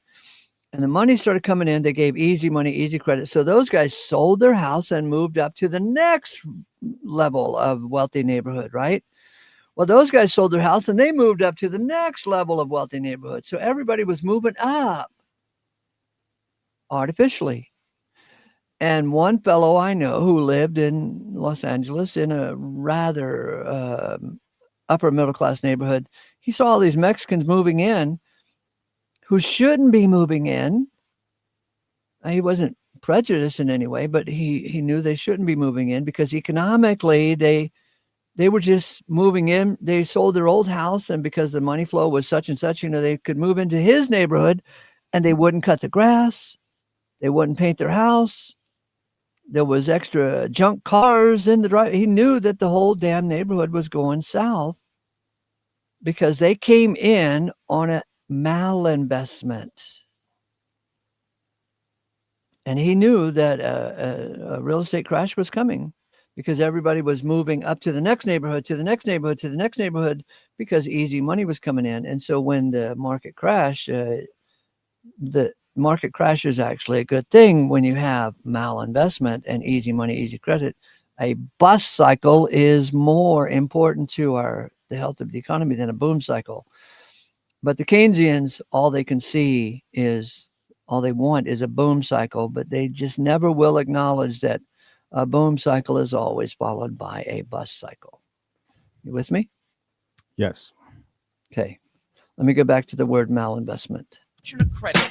The Fed sets rates low. Are you starting to get it? That new money is confused for real loanable funds, but it's just inflation that's driving the ones who invest in new projects like housing construction. The boom plants the seeds for its future destruction. The savings aren't real, consumption's up too, and the grasping for resources reveals there's too few. So the boom turns to bust as the interest rates rise, where the cost of production price signals relies. The boom was a binge, that's a matter of fact. Now it's devalued capital that makes up the slack.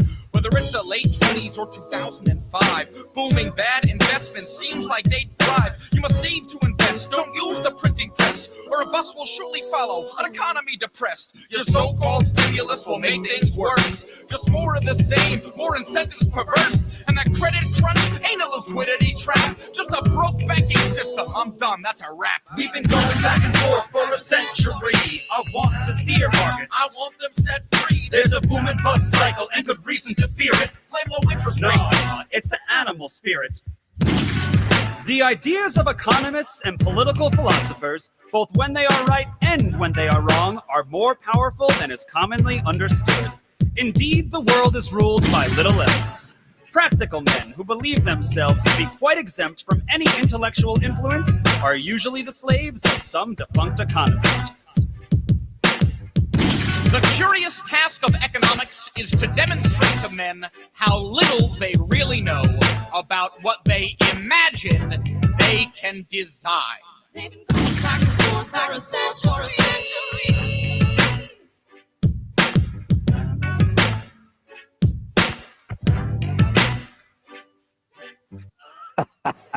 I'm watching. Wasn't that fun? Do you get it more now, Sven? Do you get it more?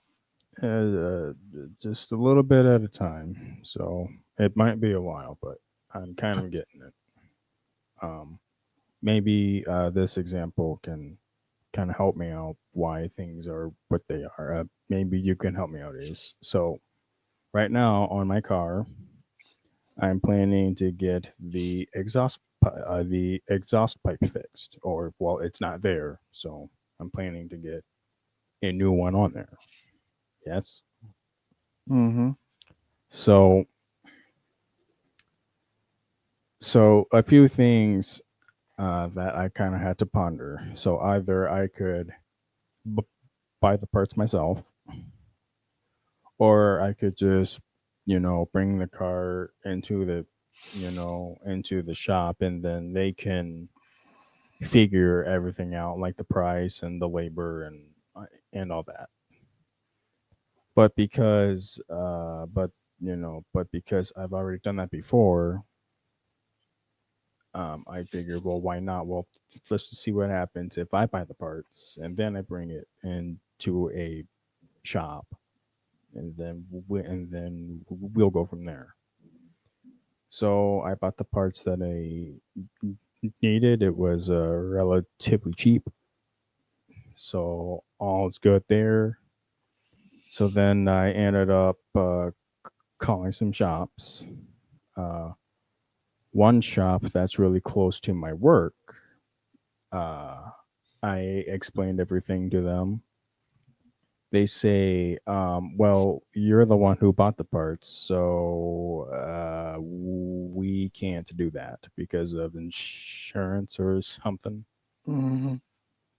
which I kind of get, I guess, 'cause if they were to work on it, and if something were to break or whatnot, well, then I guess they're responsible, I guess, or something like that. But me, I always thought that if I were to bring my car to an auto shop, that they should be able to, to do everything, whether they buy the parts or you buy the parts. But I guess I'm brand new on that.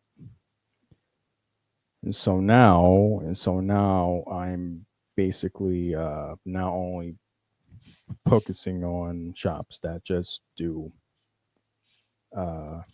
exhaust pipe work.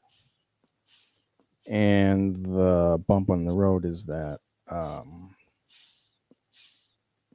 it's on Friday, and they say that they can start it at noon, but I'm at work at noon, so there's that hurdle. And they say that they'll do it for around 200, although I'm pretty sure that they're going to ask for a bit more. So I don't know if the central banking or whatever has to do with any of that, but that's my example. Okay. So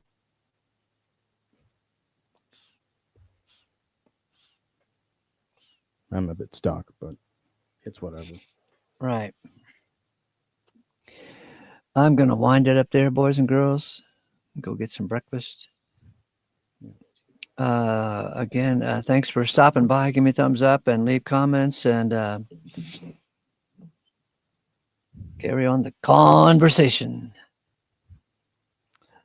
Grace to you, and bye for now.